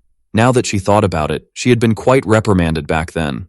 On the other hand, the boy knew that his friend had saved him several times, and for that reason, he would like to be friends with her just like he was with Marco and Astaroth. Stolas was not happy with the idea of it being just that, but she did not intend to give up. It still seemed like it would take a long time for her feelings to be acknowledged. So she asks if Proselk could watch the first war he would participate in. The reason for this was so that the boy could recognize the efforts he made to change. Above all, she also wanted to prove how much she could get closer to him. However, the protagonist understood this as a way to express nervousness. In that case, he invites her to take a walk around Avalon, which surprised her. Proselk had not been able to introduce her to the place yet, and it would be a good change of pace. On the other hand, all Stolas could think about was that this was a date. Fortunately, Marco was busy with certain responsibilities within the dungeon itself. It was the chance he had to correct the protagonist's strange behaviors regarding the person who raised him. At the same time, the Wind Queen did not want to believe that it was really a date. However, the first thing people imagined upon seeing them together was that they were dating. Although Stolas felt embarrassed, Proselk continued with his usual goofy face. The two spent a good time walking around Avalon and enjoying what it had to offer. At the end of the day, the girl was happy to have bought several things. There was much more to do than she had imagined now that the city had grown much more since the old battle with the Metal Lord, all because they had become self-sufficient with mining and the absence of taxes. The lands were fertile as a result of the elves' blessings. The gemstones created by Rorono and Aura were also quite valuable, aside from the aerial routes used with the hippogriffs. As soon as Proselk was able to use his full powers as a demon lord, Avalon was able to develop beyond what was planned. Initially, there were some whose instincts were hostile towards humans, but now everyone was interested in human culture, such as delicious meals and beautiful ornaments. The protagonist wanted to continue this way to help demons find happiness. That said, he was no longer actively intervening in the city's planning. In the end, it was Aura, Rorono, and the others who built the foundation. The development of Avalon was mostly prepared by human merchants. As a result, Proselk was surprised by the difference in the vital forces of both races. His job since then had been just to oversee the situation and ensure everything was staying healthy. On the other hand, Stolas points to the brothel, and the protagonist had to explain himself about it since it was a suggestion from the merchants. Incredibly, those guys were really good at what they did. Recently, they had been considering building a casino as well. This excites the Demon Queen because she knew that casinos were where horses raced, and it seemed fun. Proselk considers that this was one way to view the situation, but concerned about the city's public safety, he had to be careful with every decision. Meanwhile, if it were to make the city even more vibrant, then I would consider the idea. The priority at the moment was to repair the army of golems that was completely destroyed in the last battle. Even the protagonist acknowledges that he gave Rorono quite a bit of work. Speaking of her, Stolas noticed that the elf was rarely seen walking around the city, and Proselk mentions that she was probably in the mines. Originally, the idea was to put her to work in the shops, but the girl had a researcher's heart. Besides, several demons under her control were free to do as they pleased, and Quina was enjoying taking care of the shop. Basically, those who make the city what it is are the humans themselves, and also some from other races under Sieg's teachings. The special breads of Avalon were also produced by the Dragon Man. The undead were responsible for making them in the basement of the city. Hearing this makes the queen notice how much Proselk trusts that older demon, to which the young man agrees, since this man was his right-hand man and an officer of the team. At the same time, Stolas comments that the guy was quite important and didn't even receive a name. This also displeases the protagonist, who knew well how much Sieg deserved a name. On the other hand, demon kings can only name 3 different people, so the girl responds that it was possible to do more than that. Immediately, an awkward silence falls with Proselk quite shocked. Later, when the protagonist spoke about it to Sieg, he was also impressed. At the same time, if the young man had known about it from the beginning, it would have been better.